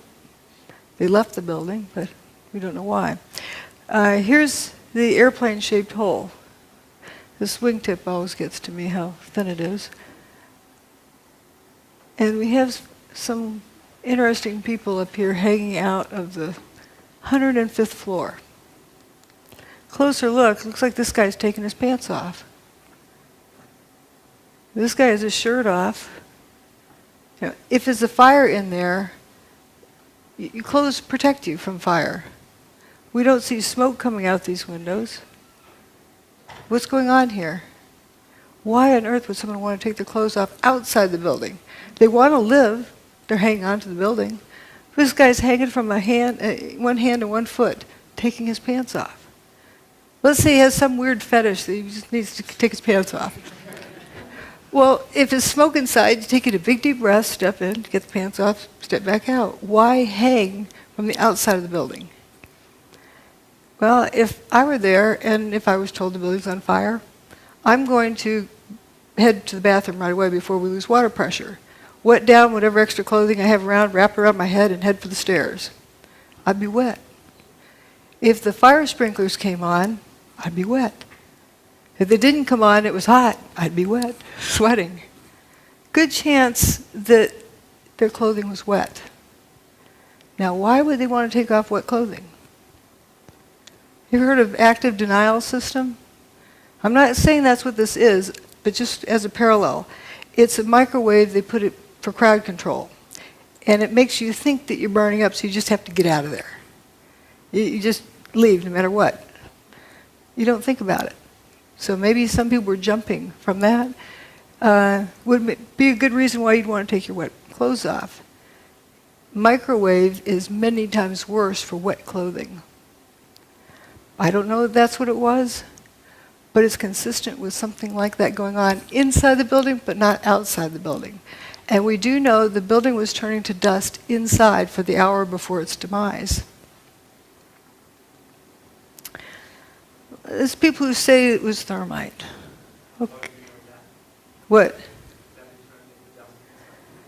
Reports of it, as well as, evidence of it in other ways. But there's a cute story about a new probationary officer. First day out of school for being a firefighter, and he's supposed to stick with his boss. And they get up to some place, and the boss says, "All right, everybody, drop everything and go down a few stairs." And they get down there, and then they eventually start going back up again. And the boss says, "Well, where's your mask?" "Well, you said to drop everything." So, but the poor guy. So the boss said, "You get out of here." So here's this firefighter making his way down the stairs. He gets down to the third floor, and 100% of the light is blocked out because he described it as having been turned to dust. He knew it wasn't smoke because he could breathe, but the floor had turned to dust. It was completely filling the air. There's a lot of stories similar to that. Now, there were folks who somehow believed that thermite had something to do with it. Well, let's see if we can make some. You have a steel structure, the towers, with aluminum cladding. Let's see if you grind them up. And you end up with rust and aluminum powder. You know what that is? Thermite. Those are the ingredients of thermite. So those ingredients are going to be there anyway. But what does thermite do? Well, here's a test of thermite here. Welding a railroad track. Blinded by the light. There was something missing in Manhattan that day. People weren't blinded by the light. If there was nukes that went off, people would be blinded by the light. That's how they weld roadblocks.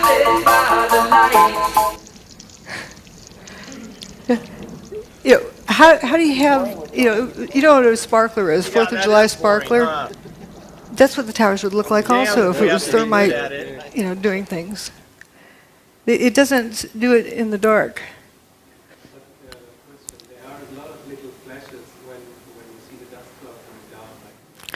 Right, but it's not like, thermite. That's another thing to talk about later. There is something, I call them sparkles and sprinkles. But let's, there's a whole lot of different things that, different areas, but that is a good thing to notice. Now, there's hot directed energy weapon systems and there's cold ones. And looking at all, some people need to see things in a data table. We have low heat, unburned paper, low seismic impact, minimal debris, bathtub survives. Material-specific effects, door latches, trunk lids, toasted cars at a distance, tritium without ionizing radiation. It doesn't have ionizing radiation. Dustification. There's really only one thing that fits the bill. I'm not going to describe exactly what gizmo it is, but we're knowing its characteristics. And its characteristics are amazing. We could use this for free energy. Directed energy weapon. Rather than kinetic energy. These are kinetic energy weapons, heat and motion. Wrecking balls, bombs, missiles.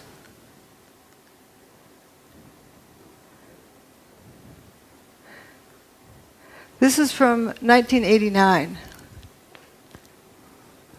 Science by Press Conference. Is it a shortcut to fusion energy? I don't want to disappoint anyone. I think I'll put read my lips answer here, and then I'll carry on. I think that'll become clear why I'm saying that. Can you read my lips on that back in the back? It says no. Energy is a long way off. That's why I say no. This is our result. It's just way off. It's I think a door that's open to us, but really a door on physics more than on energy. Geophysics in particular could be an interesting area. Don't go there. Don't research there. But then he calls for a vote, and he holds up his hand. Let's vote to destroy the careers of Pons and Fleischmann, and vote that it's not science. Why I'm bringing this up is we want to be sure this doesn't happen again. Here, he raises his hand. Department of Energy funding. And we have Steve Koonin, who was just appointed by the first administration of Obama to an undersecretary of the Department of Energy. And these guys are thinking about raising their hand. Oops. And peer pressure causes people to do things like this too. If everyone else holds their hand up, you start holding your hand up. You don't want to be caught not holding your hand up. But they're determining science by vote. Now, let's look. The building turned to dust. Something did that. People say, well, you don't know of a technology that did that, so therefore it didn't happen.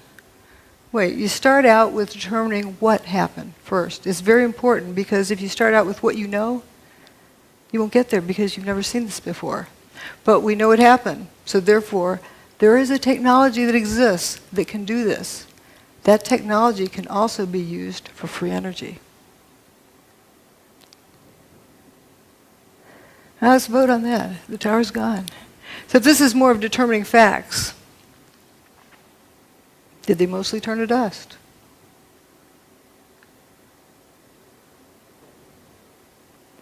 There exists a technology that instead of molecules being attract each other, they repel each other.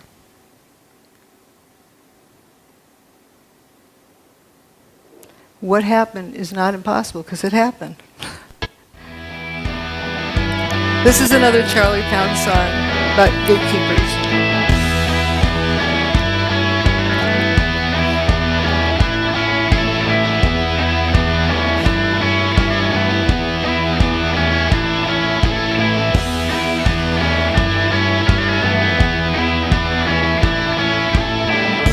So there you go, following them, but you don't know, you're just a means to an end.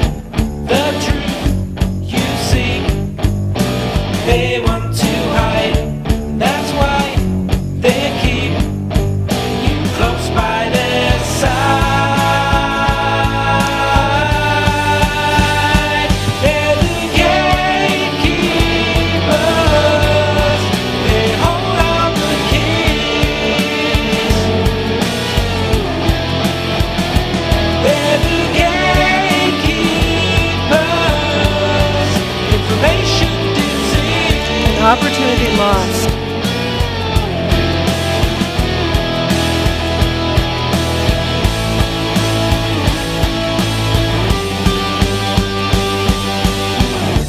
High in the sky is all you've been fed. I think that is why you forgot your own head. Sometimes you need to be cruel to be kind.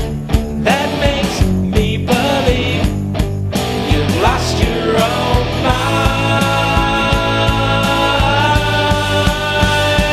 To the gatekeepers, they hold all the keys. They're the gatekeepers, information disease.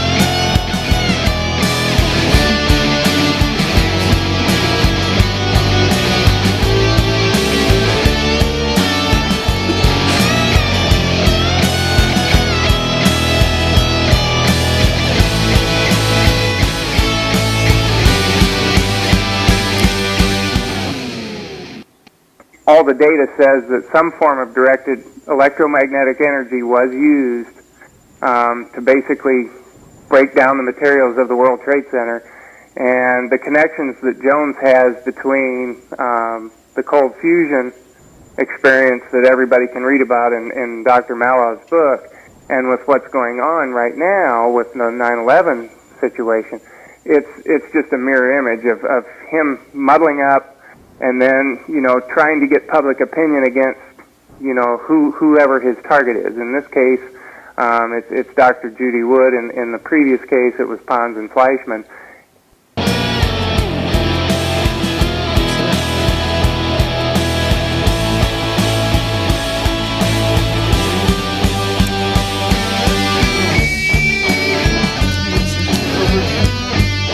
The important part is to realize we don't want history to repeat.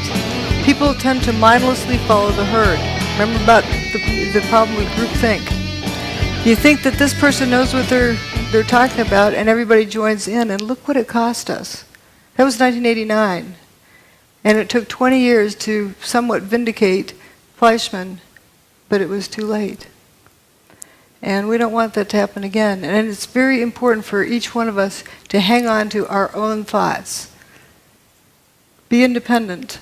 And otherwise, people get herded off to one side or the other. But what I see here is a lot of similarities with the tritium. What on earth would tritium be doing at the World Trade Center? without the ionizing radiation. Yeah, it has transmutation, a lot of other things. Anyway, that's it. Thanks. Thanks for caring. Yes. You haven't gone into about the airplanes. How do you explain that? Well, good question. As I like to say, the towers turn to dust. Airplanes can't make buildings turn to dust. Real airplanes can't, and neither can fake airplanes. So they're a distraction. But often people are, they've been taught that there's airplanes that hit. What happened to the passengers? What happened to the airplanes? I don't get into that because it's such a distraction, but it is an interesting question. What happened to the airplanes? Joey Moore, that flight attendant who flew out of Boston that morning, he saw the flight attendants for Flight 175. That was the last time he saw them. The flight attendants that were on 175, he saw them that morning in Boston, the ones that supposedly ended up in the South Tower, that plane, Flight 175. They didn't really go in the plane. Yes, but he doesn't know where they went after that. We don't know. I think that's a different topic. What I'm talking about here today, I'm presenting evidence of what happened. Not theories, not ideas, but evidence. And that evidence, the silver lining in that horrible cloud, is that it is a demonstration of free energy technology. I don't disagree with you on that. And that is what I am talking about here today. I'm not talking about people's opinions and...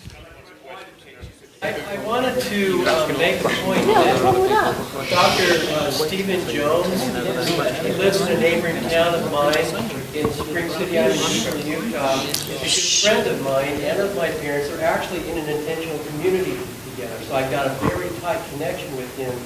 And what I've learned today and yesterday about Stephen Jones is very troubling to me, and basically plays the role of a decoy, don't look here type of thing. And the reason that that's supported is because he has this evidence and he has not gone with it. It's, to me, blatantly obvious. So I commit to you that I will sit down with my good friend, Stephen E. Jones, who he knows me inside and out. And I know it's not inside and out, but we know each other really well. And I'm going to be sitting down with him in person with this book in hand, and I will say, Stephen, why don't you go with this story? Because this is very, very, very obvious. Yeah. And I will then report on my conversation, and I will either explain where the mental disconnect is on his part, that he didn't see this, now he does, or that he is indeed the decoy, and he's trying to divert attention as a government plant to get us to look the other way and not see something that we should be seeing that she's pointed out. Right. Thank you. Yes? Yeah, in addition to that, I mean, your story is so crystal clear, actually, that I'm curious. I can see that you don't get staged on mainstream television. Okay. But the interesting thing is to see where you get staged in the alternative media. Because usually I don't get much of a stage there either. But that's changing, and thank you to Jerome for inviting me here to this conference, and that is wonderful.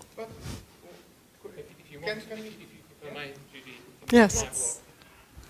Yeah. If you want to read my blog, that will give you a catalogue of how Judy has been excluded from the alternative media with the evidence showing exactly who is responsible for that. He's documented it since 2006. You can download my book with a Kindle, an iPad, and actually also a free audiobook from my website. I'll mention this tomorrow, but anybody who wants to download that tonight, they can even get a free audio version because some kind lady in New York decided to do an audio book of my whole book, 370 pages, and took it upon herself to do it. So it's now in a completely accessible format for anybody that wants to read it. Free. That's good. Let's see some other questions. Yes. Obviously, there was some about John Hutchinson on the web, and I know a little bit about him. Have you much experience with John Hutchison and the... I've been there and witnessed the effects of his... He can get it to repeat, but not all the time. Oh, he can get to repeat whenever he wants to. If you want a demonstration, he can get within 20 minutes. He has the thing warmed up and going. And for people who say that, there's this rumor that it's not repeatable, there's a picture of John sitting amongst about 50 samples. Shows it's repeatable. Judy. Yes. Over here. Hi. Oh, here. Hi. Hi. Great talk. I really enjoyed it. It was a very good presentation. I didn't seem to be sceptical earlier. I didn't really mean to put that over. But moving on, I'm just trying to clarify. On the one hand, we've got the cold fusion. On the other hand, we've got the kind of Hutchison effect. How do those two gel together? I know you're just saying we're only saying what we can see, but I'm just trying to kind of put it together in my head. But looking at the similarities in the evidence, John Hutchison gets all of the same, transmutation.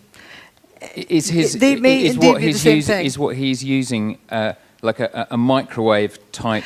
Yes. Beam. What he uses is interference of at least two different types of energy. He creates a static field using a Van de Graaff generator. He used to use Tesla coil, but he now uses a Van de Graaff generator, and creates a static field, and within the static field interferes radio frequency signals like microwave. And within that zone, or someplace within that zone, these effects occur. And would you say that the cold fusion type effects, the effects of tritium, was as a result of that exotic energy? It's not that it's like I mean, when I think of cold fusion, I think of electrolytic process, but a solution. But it seems like there's an awful lot of things in common with it. Yeah, fascinating. Like, let's go study it. But, yes. Here in Holland, there were television images. Sorry. Yeah. Here in Holland, there were images on television for weeks on to go with all kind of trucks transporting rubble from ground zero to another place. It went on for weeks on television here.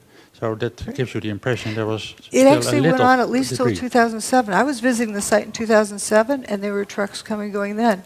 They were bringing dirt, stirring it around, scooping it up, taking it out, bringing in more dirt. Looked like potting soil, really rich dirt. And a lot of it, coming in, going out, coming in, going out.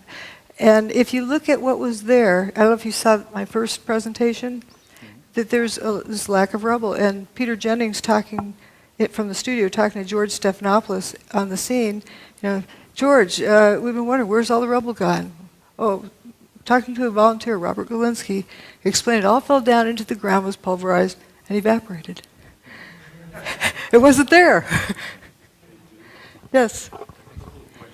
Yes. It seems to me that you're focusing a lot on the main two towers and around, but on the fact that Building 7 was actually demolished or whatever 7 hours later changes any logical to explain what they pretend to say that happened.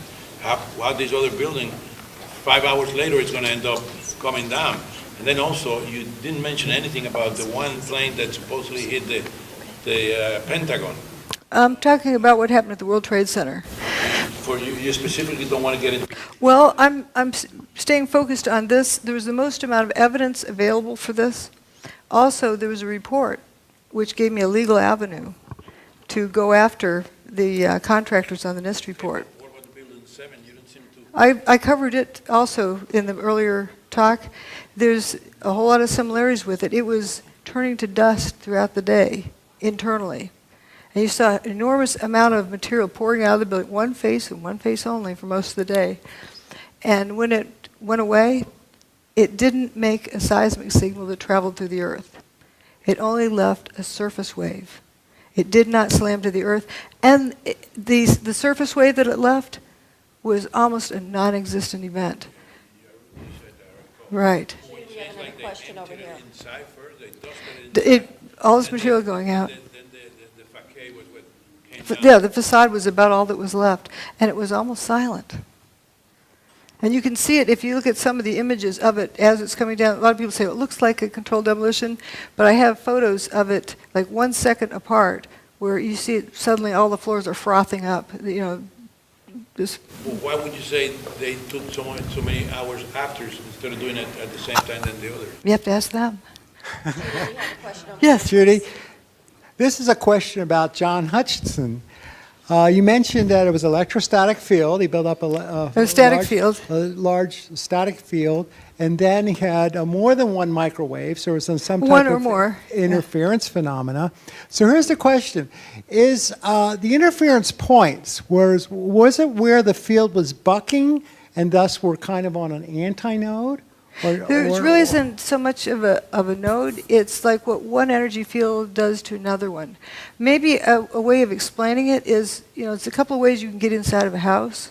You can bulldoze down the front wall, or you can use a key. It turns out the interference of these different energy fields, if done just right, is like a magic key that opens up this door where you get this free energy. Wow. So John Hutchison brought down the World Trade Center. No. Well, I was giving a talk in Portland. Here's what's wrong with it. John and I were giving a talk in Portland, Oregon. Somebody asked that question. Well, he sometimes can't get it right. He sometimes gets it here, gets there. He can't really control it well. And I said, John didn't do 9/11. Thank you. We have time for one more. Hello, Judy. I'm an engineer myself, and if you look at the events of 9/11, it's a perfect theater. But looking from the culprits, you would expect that they have tried it before. And if you look at the anomalies in the Earth's magnetic field, are you interested, or have you been looking for the period before 9/11, if there were any other anomalies in the Earth's magnetic field that you expect? There are various things, and it's a big, complex event.